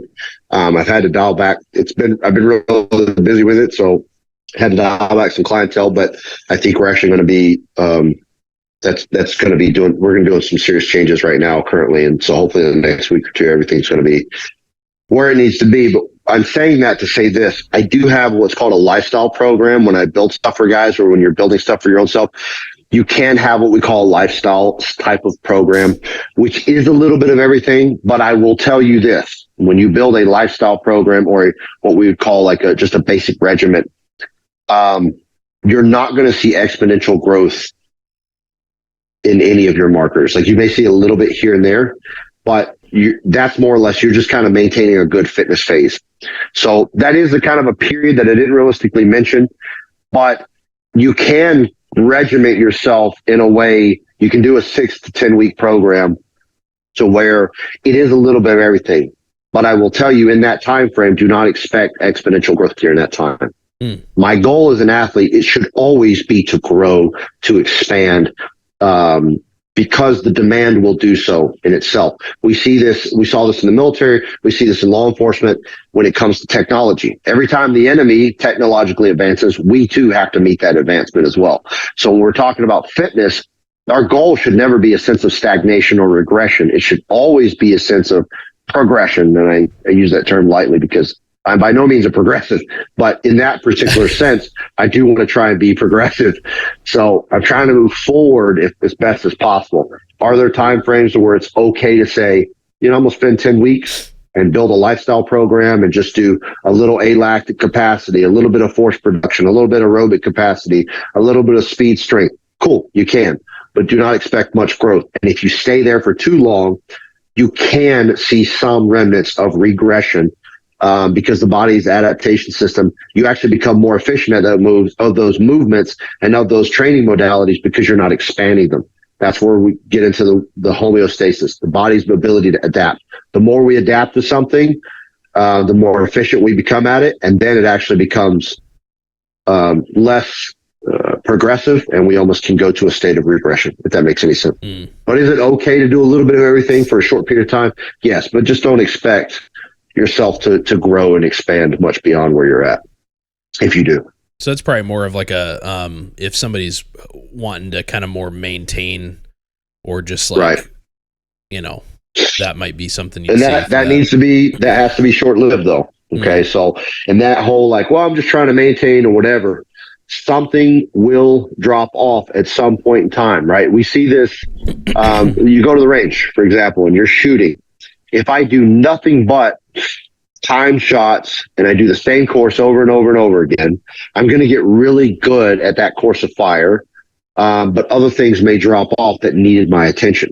And Right. so if you stay in this, for lack of better terms, course of fire or this period, what's going to happen is other things that are going to need attention are going to start lacking and you're not going to grow. But yeah, you can do a maintenance phase. You can do that, but it needs to be periodized just like everything else. That no less than 6 weeks. And I would say no more than 12. Sweet. So, I will give you guys some examples of schedules that you can get. So this is where I would tell you guys, get your pen and paper and write this down. You don't have to make this your schedule. These are just some examples of what I would say a schedule would look like. So I just went through periodizations, right? We're talking about physically training, force production, reactive speed, energy systems, and the list goes on. So let's say I'm going to have like high energy systems and physically training, but I also have range days to work in there, or I have jiu-jitsu, or I have judo or wrestling or mixed martial arts. How do I fit that in my week? This would be a good example of what that phase could look like. Like I said, 6 to 12 weeks, give or take.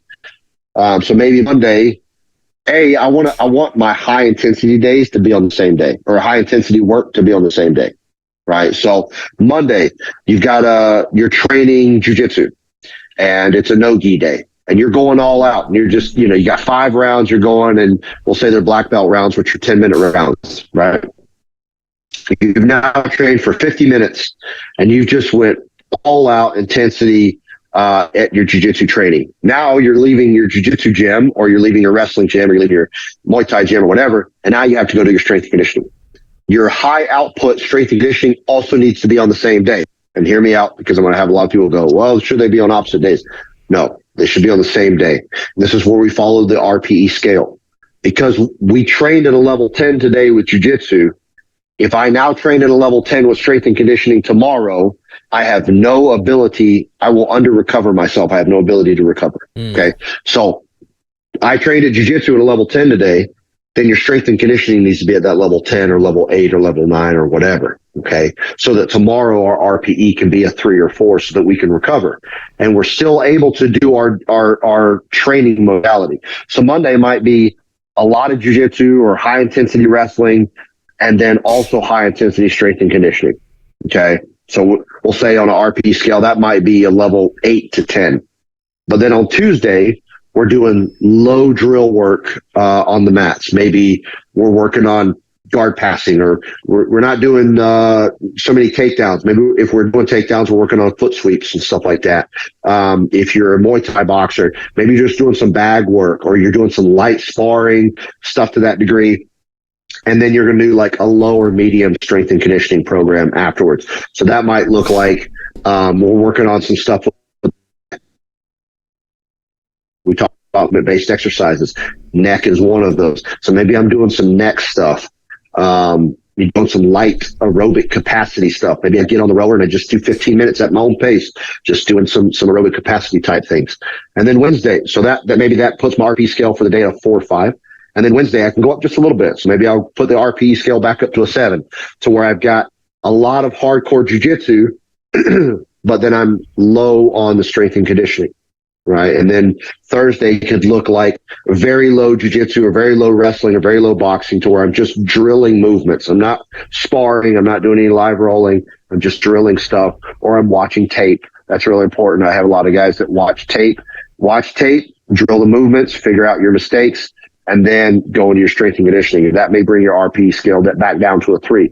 And then the next day, you've got a range day, right? So we go to the range, and Maybe we know it's going to be a hard range day, so we go real hard at the range, and then we dial our strength and conditioning back just a little bit after the range. Okay, so that could be an example of what a week could look like. Okay, I want my hard days or I want my hard training subsets to be on the same day typically.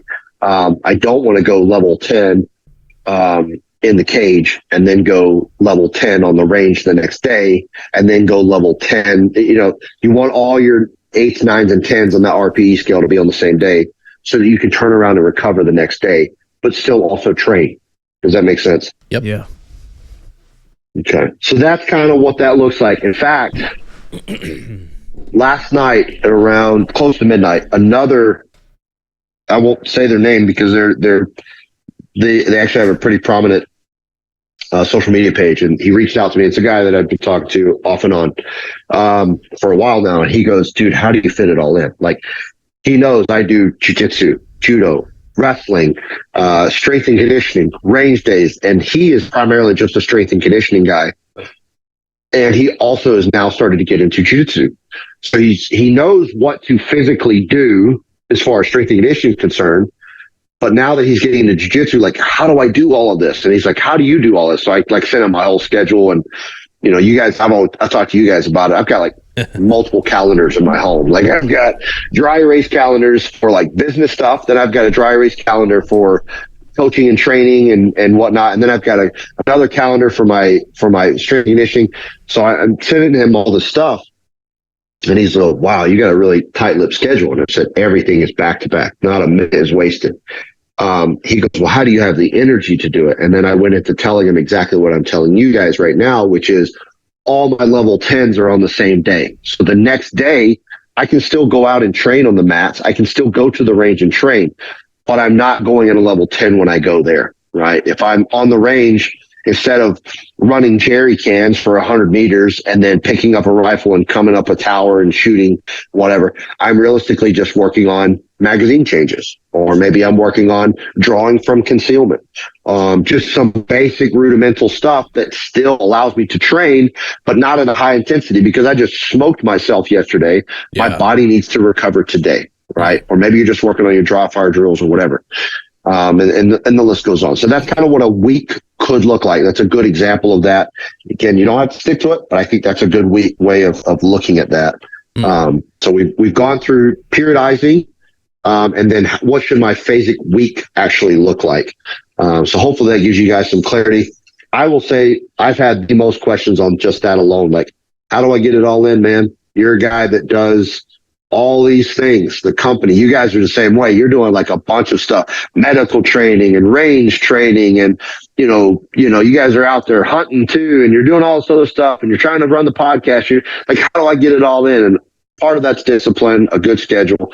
The other part of that is put your intensity on the same day. So the next day you're not burnt out and you're able to recover, but you're also still getting it in. Yeah, that makes a lot of sense. But yeah. So how are we? I told you earlier, man. We're gonna be running on some time here. No, you're doing good, man. Okay. You're like, don't worry, it's long format. And I'm like, okay, yeah, dude. Were you wanting to get in? I know you prior you talked about wanting to definitely hit on injury mitigation and yes, rehab and stuff like that. Is that something that you wanted to shift into? Absolutely. So injury mitigation, I like to say injury mitigation or reduction of injury more so than injury. There's such thing as injury prevention.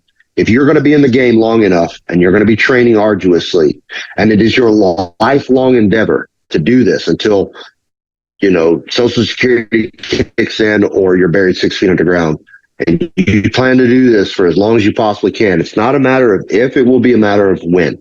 Okay. Right. Now, the intensity of how bad that injury could be can also be mitigated. How often injuries happen can also be mitigated. So we're talking a pulled or bruised muscle versus a completely torn tendon, right? So I like to say mitigation or risk mitigation or injury reduction versus prevention, because even a completely sedentary human being that doesn't train, that doesn't go to the gym, that doesn't go to the range, that doesn't do any type of combat sports or do martial arts, even those type of people will still deal with pain and can incur injuries. You know, a couch potato can still get injuries. So it is not a matter of, you know, how do I just become injury free for the rest of my life? I will tell you, if you're an athlete and you're doing this stuff, it's not a matter of if, it's a matter of when. However,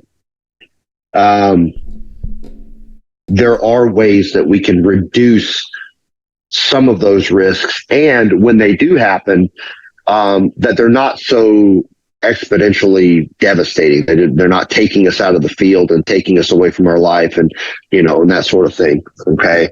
I will tell you firsthand, and I was talking to you guys earlier about this personally myself. Just in the last year, I've had a torn rotator cuff. I've had 2 herniated discs. I tore my LCL at a judo competition. And I've broken my big toe. I forgot about that one. Nice. So I have, in the last year to year and a half, the big toe is being the oldest one, I have bounced back from every single one of those injuries at 100%. And I will say, for most people, they're probably not going to ever deal with that level of injuries. I'm a relatively competitive athlete, you know, and I'm not some 21-year-old stud. So the reality of it is I understand that there's a possibility and a propensity to be injured when I'm doing judo competitions, jiu-jitsu competitions, you know, wrestling, and I'm on the range and stuff. So I say all that to say this: don't be scared. You're probably not going to screw yourself up as badly as I have, but I really put myself out there. I do so, though, with confidence, knowing that I can bounce back from these situations. Okay. Yeah. And you've heard the saying before, it's as old as time: high risk, high reward. Okay. So when it comes to training, I put a lot of risk out there. I put my body out there to learn stuff that most people are not going to learn, at least hobbyists. I tell people I'm not a professional athlete, but I treat myself and train the same way a professional athlete does. That high risk, I've bounced back from all the consequences that can come with that, and I've had a high yielding reward in the process of doing so. Okay. So again, I think it's important to note that you cannot prevent all injuries. Doesn't matter what you do, but we can mitigate the risk to injury, and we can also bounce back from them considerably faster. So here's some things that most people probably don't think are going to help, but these are things that I have found to help me mitigate risk. And then some myths that we kind of fall into. I think that we there's quite a bit of myths also that are out there. Like, I'll start with stretching, for example, right? Stretching and increased flexibility has not been shown generally to reduce risk of injury, believe it or not. Now, mobility has, and that we talked about that in the last episode. There is a difference between mobility and flexibility, okay? Static stretching versus dynamic movements and stuff to that degree.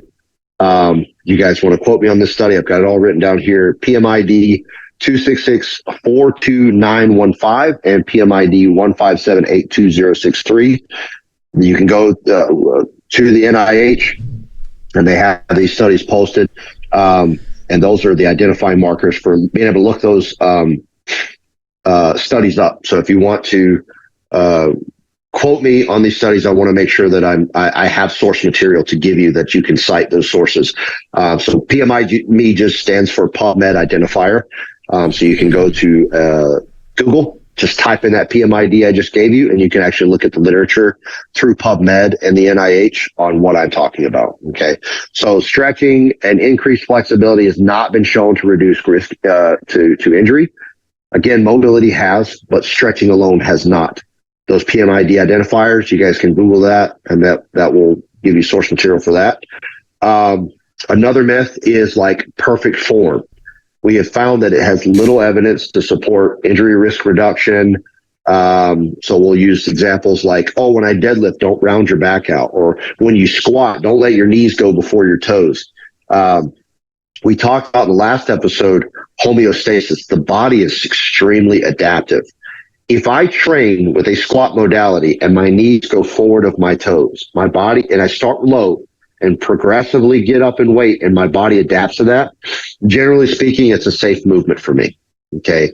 Now, if you've been squatting your whole life and your knees have never progressed past your toes, and then all of a sudden, I'm going to PR today. I think I'm going to put 650 on this bar. And then all of a sudden you put knees before your toes. Yes, you can hurt yourself because you've not progressively loaded to that form or that formality. Okay. Same thing with deadlifting. If you deadlift with a straight back over and over and over again, your body's not adapted to a rounded back, and you go throwing 1,000 pounds in that bar and try to deadlift it with a rounded back, you probably could injure yourself. Okay. So we talked about progressively loading so the body can adapt. All right. As far as literature for that is going to be, the PubMed identifier is 3177-5556 and 3509-88885. Okay. So you guys want to quote me on that source? You can Google that as well. Okay. There's a lot of dogma stuff that has been in the fitness community. It's been around for years. You guys, like I did, we grew up in that Arnold era. You don't do this, you do this. And it's a lot of dogmatic material that I would say, we have to kind of step away from. We just got to be conscious of those types of things. And we have enough literature at this point in time to back that up. I tell guys, you have a smartphone, like you have the Library of Alexander in your hands. You can find out just about anything you realistically want to. You know what I'm saying? Yeah. So if all that is not going to mitigate my risk to injury, what can? Well, number one, and this is going to be hard, especially for my blue collar guys or, the guy that struggles with sleeping, but it's going to be your sleep. Your sleep is going to be huge. Sleep reduces your risk to injury by over 200% when getting 4 hours versus 8 hours. Wow. That is the PubMed identifier for that is 25028-798 and 32061551. Right. I was actually looking at this Monday as of this week because I wanted to make sure that I had those numbers correctly. But we saw an exponential increase of 200% when an individual slept 8 hours versus 4 hours. And the risk mitigation, you thought 200%, that's exponentially higher. Okay. So really good sleep. And we're not just talking about time of sleep, good quality REM sleep, deep sleep. Some of you guys got smartwatches. I wear this little Garmin and it gives me a lot of feedback on my phone. You need to get good sleep. Okay. Whatever that looks like for some people that are mentally struggling with stuff, I totally understand, man. I'm part of the veteran community. I get it. I do. Okay. But there are some things out there that we can get some therapy for.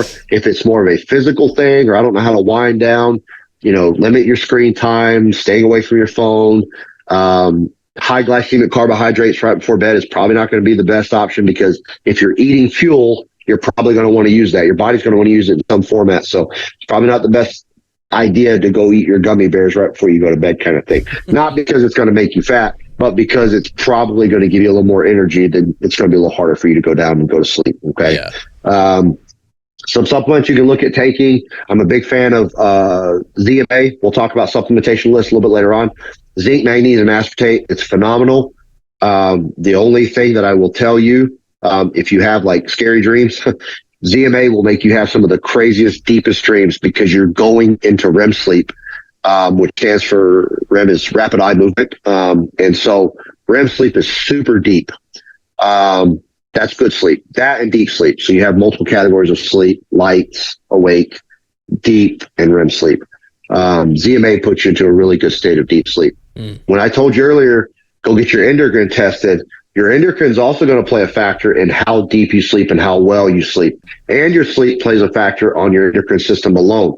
For us males, testosterone and growth hormone is primarily produced when we sleep. Really? So good sleep. Yep. Majority of your testosterone is being produced during those hours. So if you're not sleeping good, guess what? Your T levels are probably in the tank. Dang. So it is imperative that you get good sleep. Okay. So psychological stress reduction has also been shown as a injury risk reduction. PMID 34803-856 and 345-25450. So psychological stress induction. For example, we have found that cortisol levels, especially heightened cortisol levels, can cause some connective tissue deterioration. And we also understand that those stress modifiers will play a factor into high susceptibility of injury to risk, or risk to injury, excuse me. So those are, we've got a few things there we can utilize to mitigate risk to injury. Repeatable warm-ups. I cannot express this enough. You need to have a warm-up of whatever you do. I don't care if you're going to the range to train. I don't care if you're going on the mats to train. I don't care if you're going to the gym to train. You need to have something that's repeatable, and that is a good warm-up to increase your heart rate and to increase your body temperature. Okay. And that's what that helps you do in a warm-up, right? The term being somewhat self-explanatory is as you warm your body up, the muscles become more relaxed. You guys have ever gotten into a hot tub or into a sauna or into a nice, good shower, hot shower? Those muscles tend to relax and they lengthen.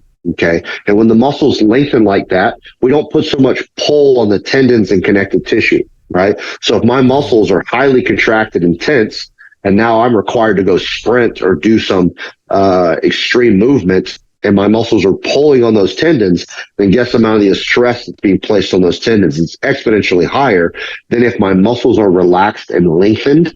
Then I'm not having that additional length is not going to cause the risk to injury, so to speak, on that connective tissue as if it were cold, if that makes any sense. Yeah, that's huge, actually. That's informative for me because I definitely have noticed a lot more strain and not, I wouldn't call it pain, but just more strain in my tendons and ligaments and stuff like that recently at the gym. Yeah. So I might need to do a little bit more warm up. I'm pretty lazy on warm ups, not gonna lie. I kind of get in and start going. I even tell guys, I think it's important when you go to work, you're a construction worker, or you work some type of blue collar work. Before you start your work, warm up. I know it sounds crazy, and guys are like, well, I'm not going to the gym. I'm not working out. I'm going to be roofing for the next 10 hours. Yeah. And you start your morning off, A, cold, and then B, dehydrated. Most people, when they wake up, they're really dehydrated already as is. You've gone 8 hours, 4 to 6 if you're sleeping like trash, but 8 hours, you've not been hydrating at all. Right. And so now you're dehydrated. So your muscle tissues are dried out. And now it's really cold. So when you get up in the morning, you drink you plenty of water, get you 6 to 20 ounces right off the bat immediately. Get you some water in your system. And then when you go into work, if you're a blue collar guy, you go into work, do a little warm up before you hit on that roof. You know, that looks like some air squats or whatever you may do, something that's repeatable. It's not going to aggravate anything. Do a little warm up before you actually go into work. I'm telling you right now, it will help mitigate the risk to injury when you guys are climbing ladders or trying to get into crawl spaces or anything like that. Okay. Another one, this is actually my favorite one, and it's wild. It's amazing how powerful the brain is and the placebo effect that the mind can have on the body. But the belief system, you guys are going to be like, oh my gosh, really? It sounds hanky, but I'm 100% going to tell you right now, crystals are coming the out. Belief system that you are not fragile. Yeah, my hand signals. Having a belief structure that you are not fragile is actually very valid in risk mitigation. And the PMID for that is 3724048. In fact, when you guys have a phone, I want you to pull this up. Just look at the title. We don't have to read any of the literature. Just the title from this particular PubMed identifier. So just Google PMID. You ready for it? Yep. It's 3724048. And tell me what the title of that study states. Fear avoidance beliefs are associated with pain, intensity, and shoulder disability. The fear in adults, just with the belief structure that you are fragile alone is correlated and direct causation of possible injuries, especially in rotator cuff muscles. I can actually speak to that from personal experience. So just recently, and Steven's actually been having to help me a lot in the gym with this. So I, at a young age, or in my younger years, I shattered my left wrist and I broke both my radius and my ulna in my left arm. Pretty severely, to the point to where my left hand actually grew smaller than my right hand, because my growth plate completely shattered. Didn't really think anything of it, and I've lived with it for forever.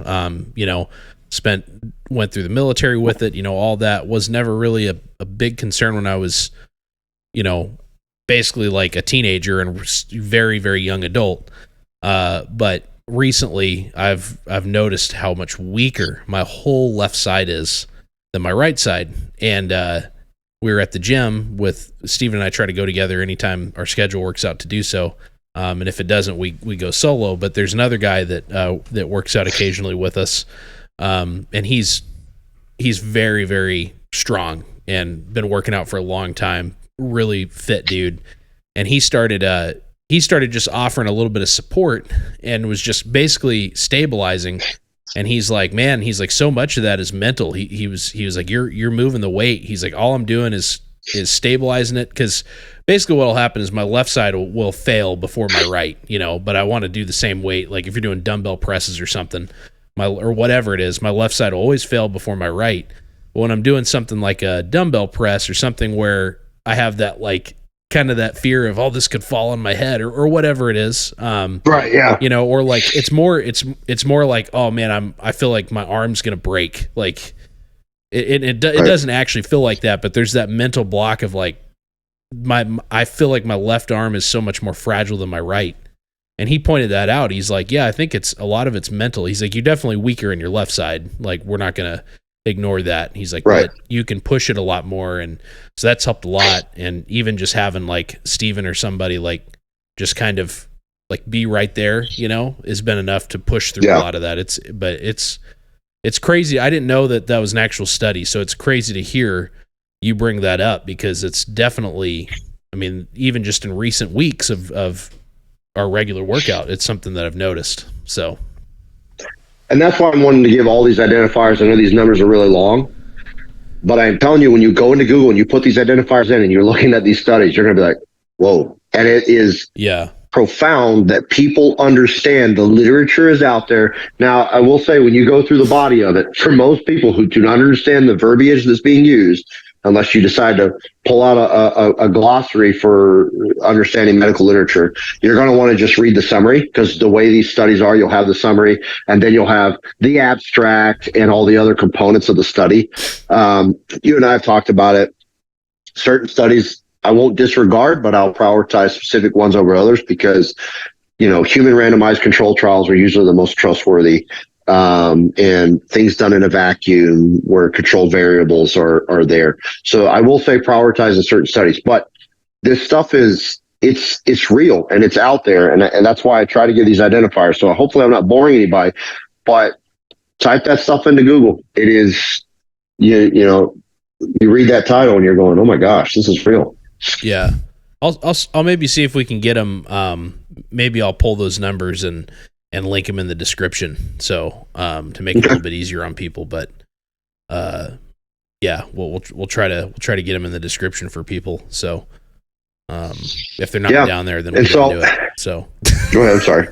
I just said if they're not down there, then we didn't do it. So we'll try to make it easy. We did good last time. I think we put all that stuff in there last time. It looked really good. So I think most people were able to get the stuff in there, but I'll send you the information. We'll be able to type it out, put it out there for you. Actually, I was going to say, if you just send me those numbers, I'll do the legwork of attaching the links to it. That's too easy. So yeah, that'd be awesome. Perfect. So, good.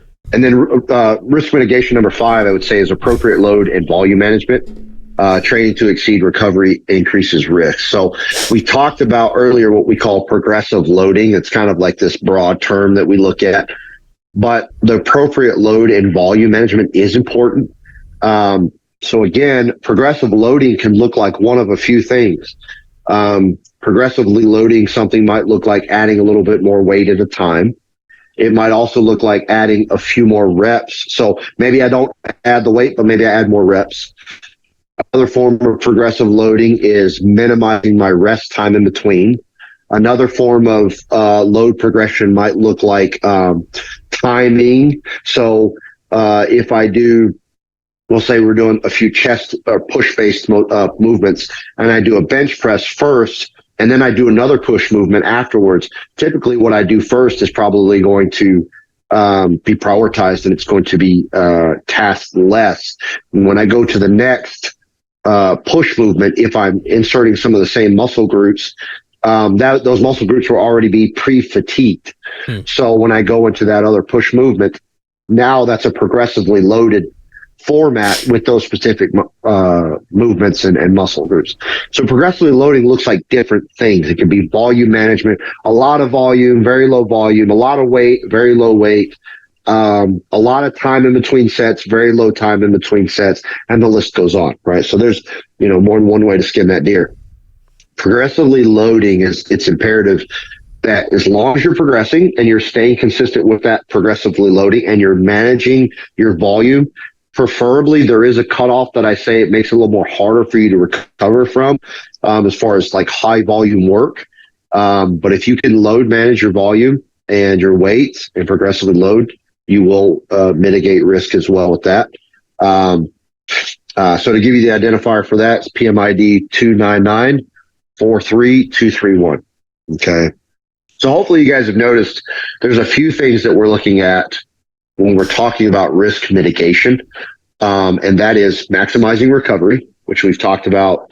I don't look at, in my opinion, I don't per se think there's a such thing as overtraining, but there is under recovering. And then the second would be your mental state. Your mental state definitely matters. Okay. So those two, if we've seen a consistent stage between those points that I brought up, would be your sense of recovering, progressively loading, sleeping, those types of things. Nutrition is another one. So that's our recovery state, and then our mental state. Okay. Historically, I think, especially athletes, because we always had this mentality of there's meatheads and then you've got nerds, and they're separate categories. And what I love about the fitness community, I will say in the last probably 10 years, is we've watched those two things merge. I love seeing people become cerebral about their health and about their strength and conditioning programs and about their fitness. And I think you can have both. And I think we have to get out of the mentality of separating the body and the mind. They go hand in hand. They coexist hand in hand, not just from an intelligence perspective, but also from an emotional state. Okay. So, if we separate those two mentally and physically, we will not maximize ourselves to the degree that we need to. So we do kind of have this outdated view of I would say pain, for lack of better terms. I don't want to say not all pain is bad. I think it's important for us to note that when you go into the gym and you're training, you're gonna feel some levels of discomfort. It's important to understand that you can have tissue damage and have no pain at all, or you can also have a lot of pain and no tissue damage at all. We've seen studies to where people have had herniated discs or degenerative disc disease and not even know it. Wow. In fact, you guys can Google, let me see. Actually, let me pull it up right here. I do have a PMID for that one. Here we go. PMID 35669019 and PMID 22341140. Okay. So you can have high levels of pain with very little to no tissue damage. And you can have serious tissue damage, or not tissue damage, but just things that are not cohesive for good biomechanics, such as, like I said, herniated discs or bulging discs or degenerative disc disease, and have zero pain at all. I was the example of that actually for the longest time. I had 2 bulging discs and didn't even know it until I got the x-ray done for the other herniated discs that I had just recently injured. And then I saw the other bulging discs that literally give me no problem at all. I think you guys froze, maybe. No? Okay, we're good.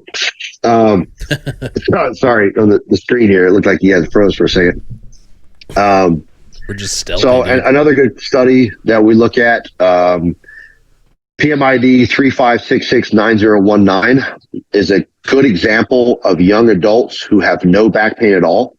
but over 50% of the candidates they did in this study had disc herniation, annular fissures, and nuclear degenerative disc disease. And 50% of them had no clue. They didn't even know that they had bulging discs and degenerative disc disease.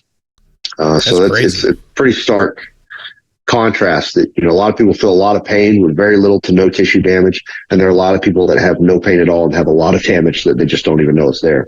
Wow. So I think it's important to know that our relationship with pain should not be singularly minded to, oh my God, I'm completely broken and I just can't move. Okay. Now, I'm not saying if you completely snap your arm off, that it's probably not going to hurt. The pain receptors are a signal that tells our brain, like, hey, something's wrong here, something's disconnected, or, we probably should fix this. It is a warning system. So I'm not saying like, ignore that or that it's completely somehow dysregulated. You can still have people that have broken something or torn something and that issue has healed, but they still have chronic pain afterwards. Okay. So it is a warning signal, but some of that also is kind of how we have a relationship with pain. If I know that the situation is healed and I've gone through my own PT program to try and fix that situation, and we talked about earlier, like I'm getting good sleep, I've reduced my stress levels, my mental state is in a better place, and I'm being relatively active. Usually, as long as inflammation markers are brought down within that injury, it is a very, very high recoverable rate. And I'm telling you guys this from somebody who has blown out his knees, herniated his discs, and yet my athletic endeavors have not diminished at all. It took time. I've had to bounce back from them. But understanding, as we stated earlier, the fear of injury can actually lead to injury in and of itself. There's another study that we have, the expectation of pain, fear, and belief the body is fragile can increase pain sensitivity as well. So not just can we induce injury, but we can actually induce a sensitivity to an injury that's either non-existent or it is existent, but it's really not as bad as what it may seem. And that PMID is 30243037. You guys want to look it up, you can. The title on that was actually pretty cool too. And the other PMID is 238500095 and 275-48244. So how you view your injury, if I go into a state that I'm immobile, I'll never recover from this. It's just going to be, I got herniated discs, dad had herniated discs and he struggled with it for the rest of his life. So I guess I'm going to too. If you maintain that mentality, I can assure you, you are 100% correct. You will not bounce back from that injury. Okay. Yeah. So understanding that, like, well, how do I recover? In short answers, I would tell you, I learned to manage the pain and still train around it. I'm not saying push through the pain and destroy your body more or whatever.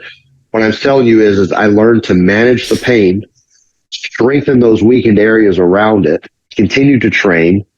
I constantly had to remind myself that I'm not weak. I'm not fragile. I am a resilient creature. Knowing human biology, knowing human anatomy, humans are super adaptive. There is a way around this. There's a way to fix this.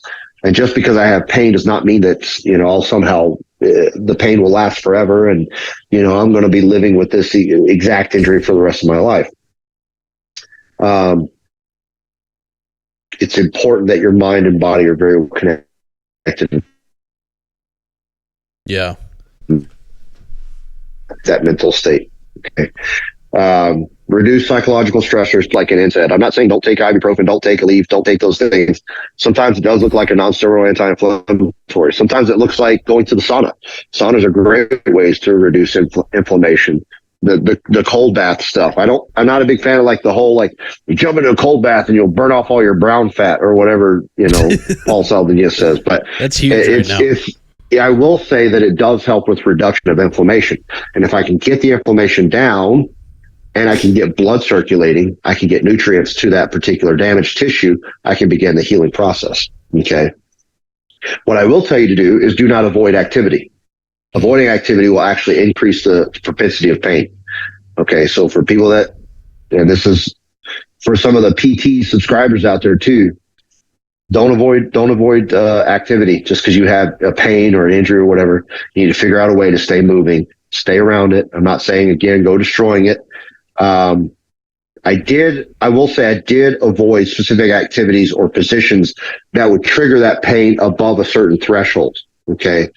Having a relationship with that pain understands that it's there, but that it doesn't keep me from being completely immobile. So we'll say with this herniated disc, for example, laying on my back with my arm elevated like this would skyrocket that pain like a 10 out of 10.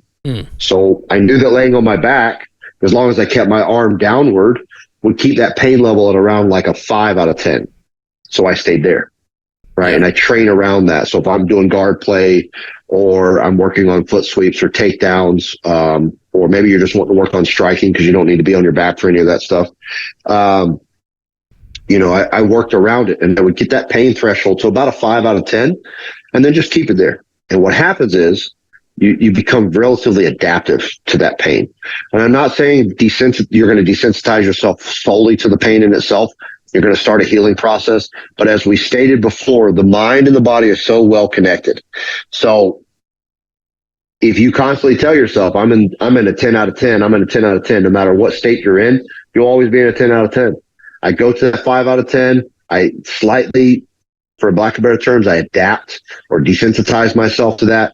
And the healing process does begin when the inflammation comes down and you play around in those positions that do not exacerbate it to the 10 out of 10. But a 5 out of 10, have a good relationship with pain. It's okay to feel that pain. It's okay to train around it. So to recover from that, I think it's important to understand that if you got an arm injury, it's okay to still go walk. It's okay to still ride your bike. It's okay to still do other stuff to where it's like, it's a little achy. It still hurts, but it's not like sending me through the roof. Okay. The other big game changer, which kind of goes into what I just said, is it's exposure therapy. In psychology, we see this all the time. In fact, we see this a lot with people that have phobias, right? So say someone has a phobia of elevators, for example. If you have a phobia of an elevator, the exposure therapy doesn't tell you just to like jump into the elevator and just get over your fear. No, we'll start with exposure therapy, might start with just looking at elevators. Okay, let's say you got a phobia of elevators. You look at the elevators. All right, we're going to come back tomorrow. Let's look at some elevators. We'll come back the next day. And you're constantly exposed. And now that exposure therapy to the elevator, just looking at it, I'm no longer fearful of it. Okay, we're going to get 10 feet closer to the elevator. And we're going to come back tomorrow and we're going to get 10 feet closer to that elevator. 10 feet closer, over and over again. Now we're 10 feet closer. So beforehand, we couldn't even look at elevators, and now we're 10 feet closer to an elevator, and we're looking at them. And you just can progressively get closer and closer to where now it's like, all right, you don't have to get in the elevator, just touch it. Just touch the elevator. That's what exposure therapy is. And before long, you're now inside the elevator riding up and down with a lack of fear. Exposure therapy is tantamount, I would say, not just psychologically, but also physically, right? Exposure therapy, you want to expose yourself incrementally in very small amounts, right off the bat, a little bit of pain over time, and then you'll slowly increase that stimulus. Okay, so again, we're not putting 600 pounds on that squat rack right after you blew your knee out, right? So it might just look like an example that might be just squatting down 4 inches and coming back up. Right. Body weight alone. Squatting down 4 inches and coming back up. Now, 2 weeks go down the road, maybe that's 10 inches and coming back up. And that's 12 inches and coming back up. Before long, I'm back to parallel. Whoa. Right. And now, all right, let's see if I can go a little bit below parallel. So maybe I'll drop below parallel and go a little bit deeper. What is it? No, what is it? What are you laughing? You just turned into a robot there for a second, and I thought we were getting Skynet. Oh. So sorry about that. No, you're good. Yeah. You said parallel. So parallel. So we're wanting to keep that tempo relatively slow.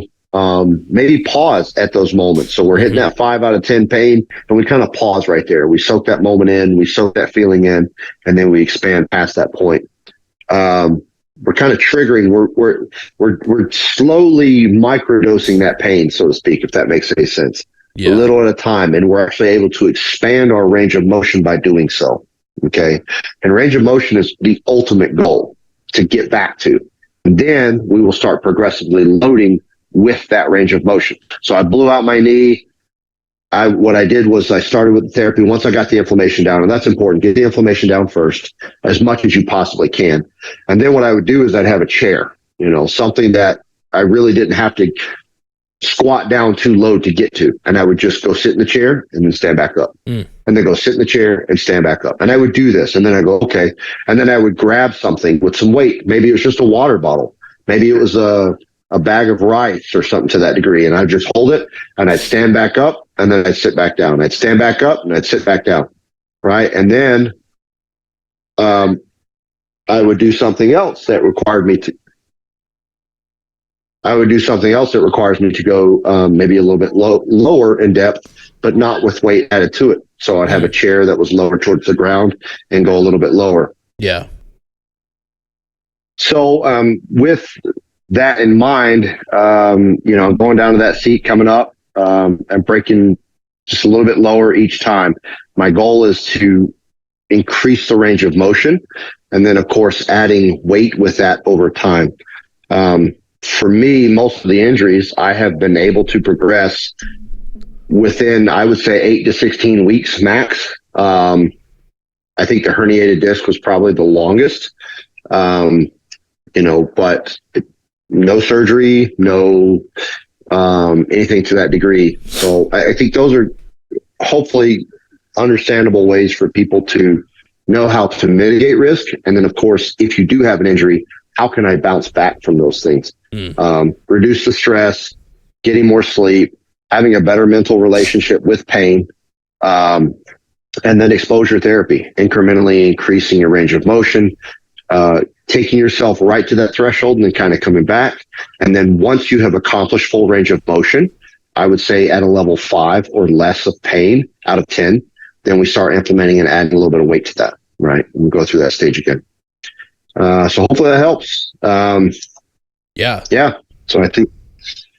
Yeah, I think you're seeing a lot of that in the, in the professional sports realm. You've recently, there's been like pro football players that have, I immediately think of somebody like Aaron Rodgers, who just had a torn Achilles, and not long ago that was that's a career ender, and he made a crazy recovery and was, even looking at potentially playing the same season. And it's crazy to see, and he's not a young buck either. He's not in his early 20s. That dude's 38, right. I think. So yeah, man, I mean, you're seeing a lot of this be implemented, and it's amazing how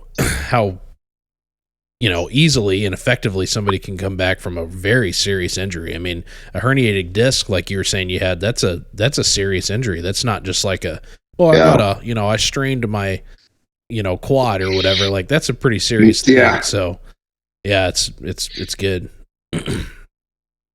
What would you say for somebody working through, like a chronic injury? So, maybe somebody has arthritis in their joints, or they have, they got plates, maybe, you see a lot of guys that have some kind of severe injury that they have to work around forever. Use the same methods or a little bit different?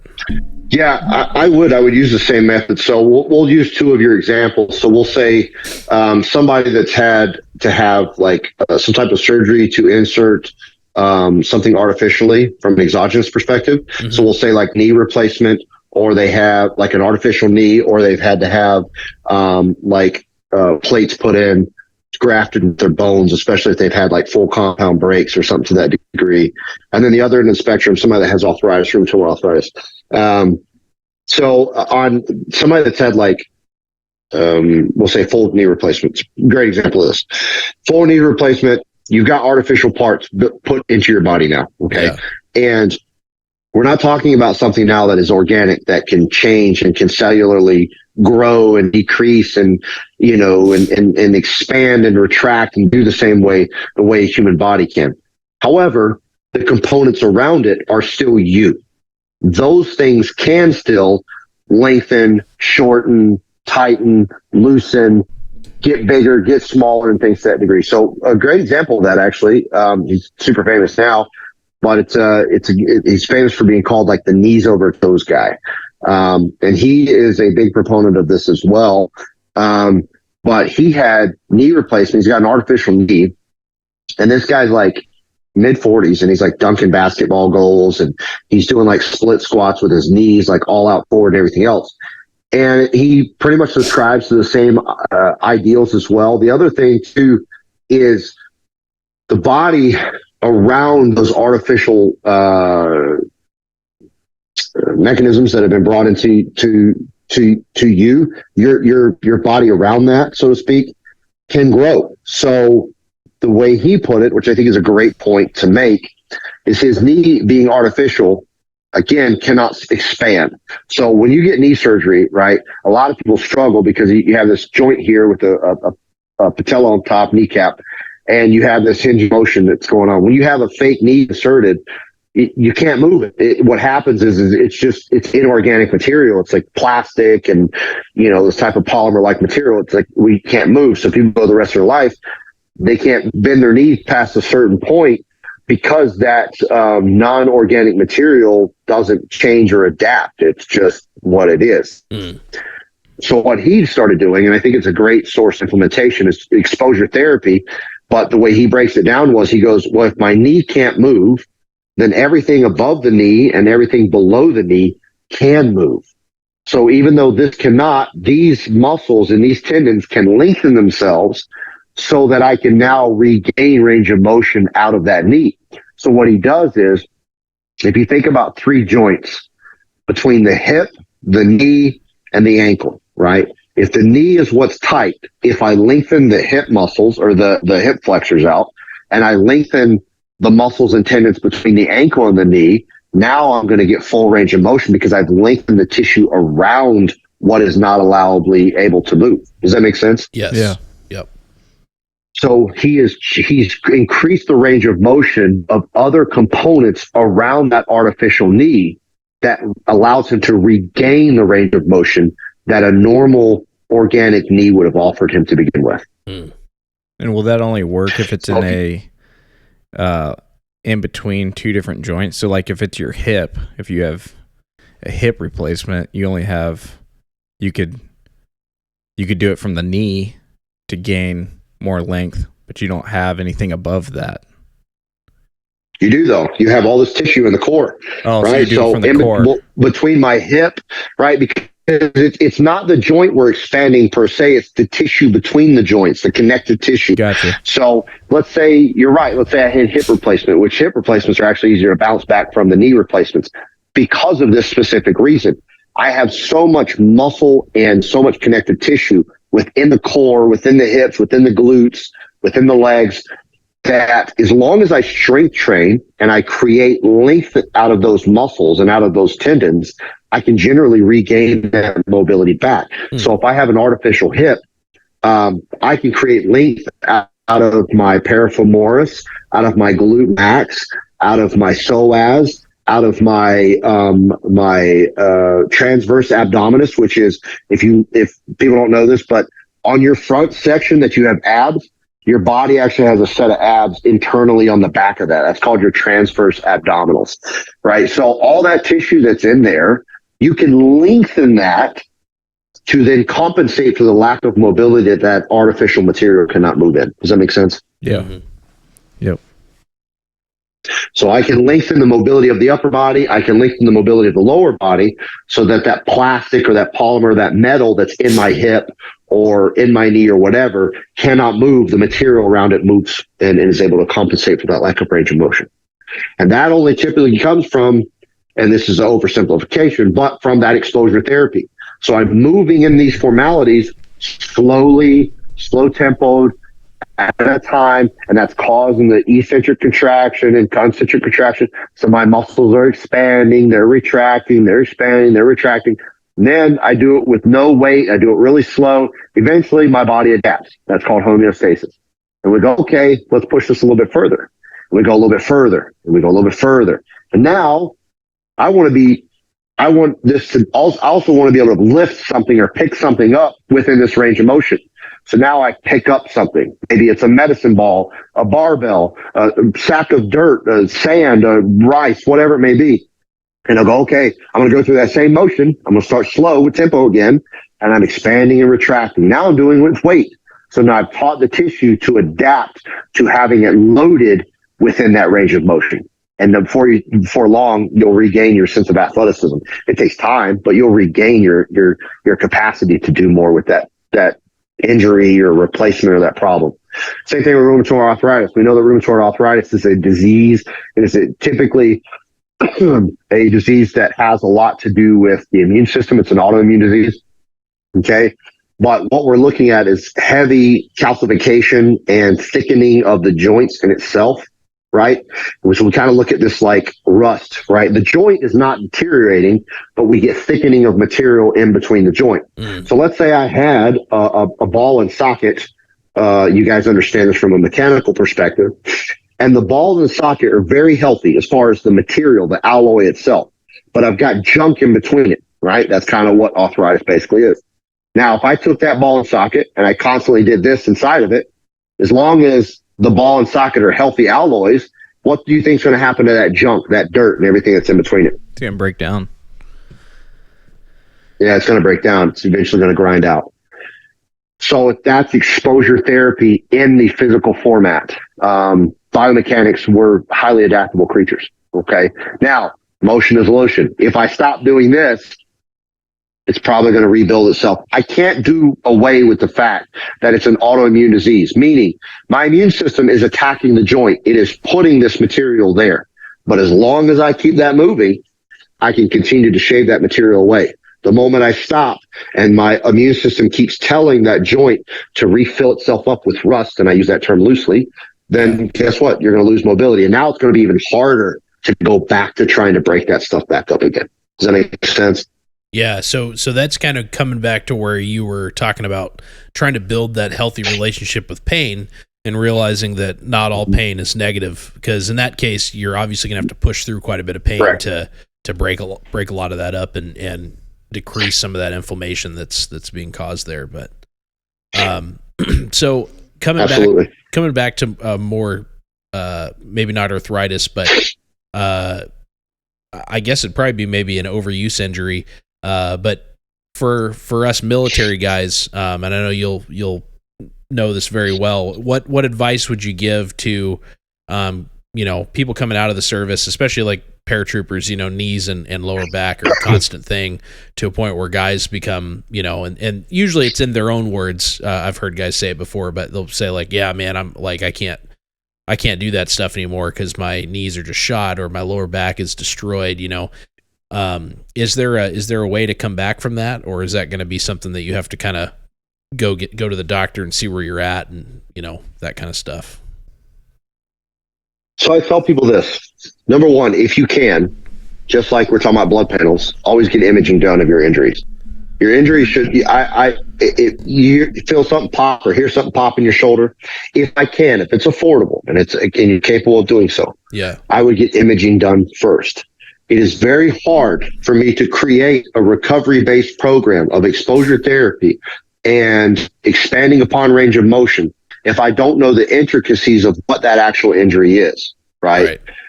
What a PT will do, and this is what I say insurance culture has kind of created within the health, the medical field, is insurance culture prioritizes things based on price. And so let's say guys that don't have maybe they don't have government health care, maybe they're not in the military anymore, or maybe they don't have VA coverage or whatever, and you're paying out of pocket kind of thing, or you have an insurance company. Insurance companies, what they do is they prioritize treatments that are cost effective at first. And so what that looks like is like, oh, I hurt my back. My personal preference, my natural instinct would be, I need to go get imaging done to actually see what the problem is verbatim. Okay. However, insurance culture says, well, let's start with PT first. My mentality is like, well, why am I going to PT if I don't even know what the heck is wrong? Well, we know it's in the shoulder, or we know it's in the back, or we know it's in the hips, or we know it's somewhere in there. Let's do 100 things and see what makes it worse or better. Yeah. Right. And so we go through this array of something, and then one of about 3 or 4 things happens. Either A, people get no relief and they give up, and so they just live with this pain for the rest of their life. Or they break the bank trying all these other quote unquote holistic sources, and it still doesn't work. Mm-hmm. 2, they exacerbate the injury worse because the one thing that is triggering it, they have not created microdosing of that exposure therapy and range of motion. So we'll say PT gives you 2 things, and you say, okay, try these 2 things, and this thing doesn't do anything, but this thing aggravates it. You know, it aggravates it. Okay. PT will then go back and say, okay, we'll create a plan. We'll do 3 or 4 or 5, 10 exercises, whatever that number looks like. Sometimes they'll get it right. I think the studies are like 50 to 60% of the time it's corrective. And so what happens is that they're just kind of throwing things at the wall and seeing what sticks. Mm. The problem I have with that is most people, not everyone, but most people, like I said, they give up. PT didn't work. It was garbage, whatever. Or, I got life and life takes over. And they go on about what they're doing, and then that no longer becomes a priority. If I have imaging, I can skip all the in-between crap and go right to the source and go, this is what I need to do. Here's a recovery plan. Start incrementally exposing yourself to this range of motion, and then you can start begin healing. I promise you that if you had an injury, we'll say like you brought up blown out knees from paratroopers. If you damaged your knees 5 years ago, that tissue has healed since then. You no longer are dealing with tissue that's not healed. The body heals itself pretty quickly. And in fact, I would say majority of tissue, connective tissue, fascia, bone, tendon, all that stuff is going to generally be maximized as far as healing process in a year. You're going to get majority of the healing process, cell proliferation, the cells are going to rebuild and connect all within a year. Majority of it, aside from bone, should be within the first 6 months. So torn muscles, ligaments, tendons, 6 months. If I've got a guy that's 5 years out from the military, he was a paratrooper and he's got blown out knees or whatever, it's not because he still has muscle tissue damage. That tissue has healed. Now, it may have healed super tight. It may have healed in a non-advantageous way, meaning things didn't heal properly, but your tissue healed. So we're not dealing with damaged tissue anymore. We're now dealing with range of motion problems because either the tissue didn't heal properly or you have a lot of scar tissue built up that just has not been expanded, right? And that's kind of what happens. You get a lot of tissue as it heals. When cells proliferate in that area, they just kind of clob like this. And so there's no elasticity to it. And you have to create that. And that comes from, again, exposure therapy to increasing range of motion and progressively loading. So your tissue, if you have blown out knees from a jump that you did 5 years ago, I would say more than a year ago, majority of that tissue is already healed. So we're not trying to heal that problem anymore. We now need to create a sense of mobility that has to increase. And that is only generally going to be gained through. Now, their inflammation can be high. Now, let me preface for this. Okay, let me backtrack a little bit.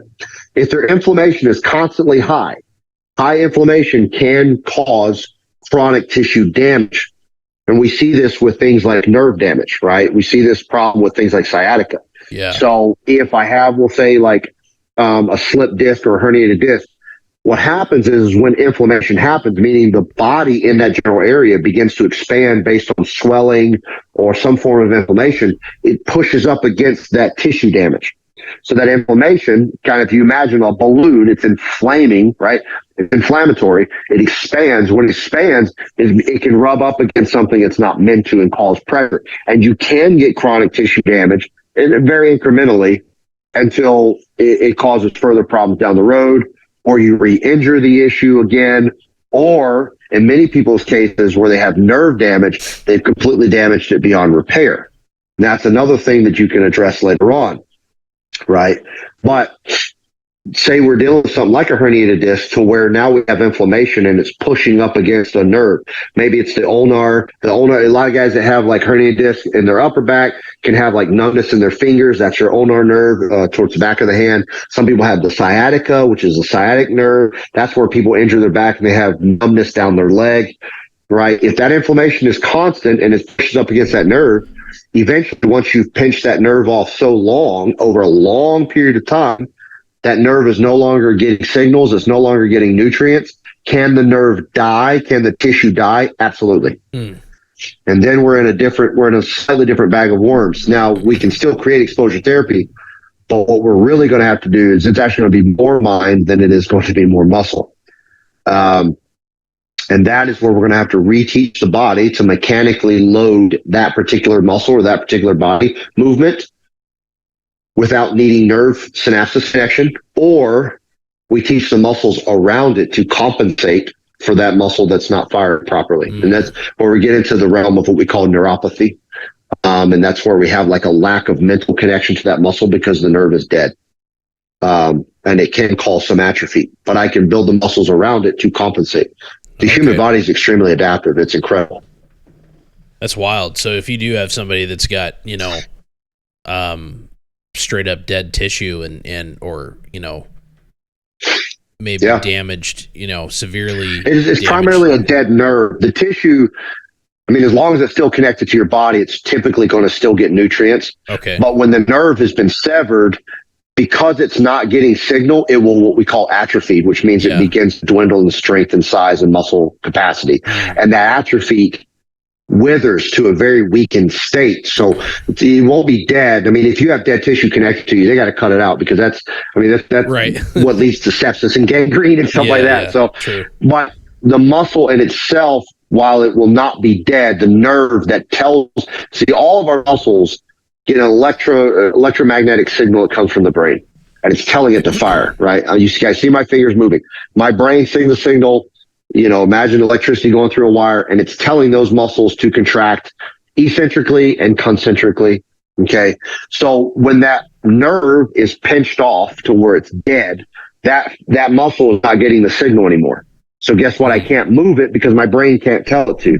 Now, there have been cases of exposure therapy, and we've seen this in PT from guys with post-car accidents and stuff like that, to where the nerve has completely been severed and they still move the joint. They don't feel it, but they still will the brain to move the actual joint. And what that usually is done is it's done through neural pathways of connected tissue. So the muscle, like the old song that goes, the elbow is connected to the wrist bone, right?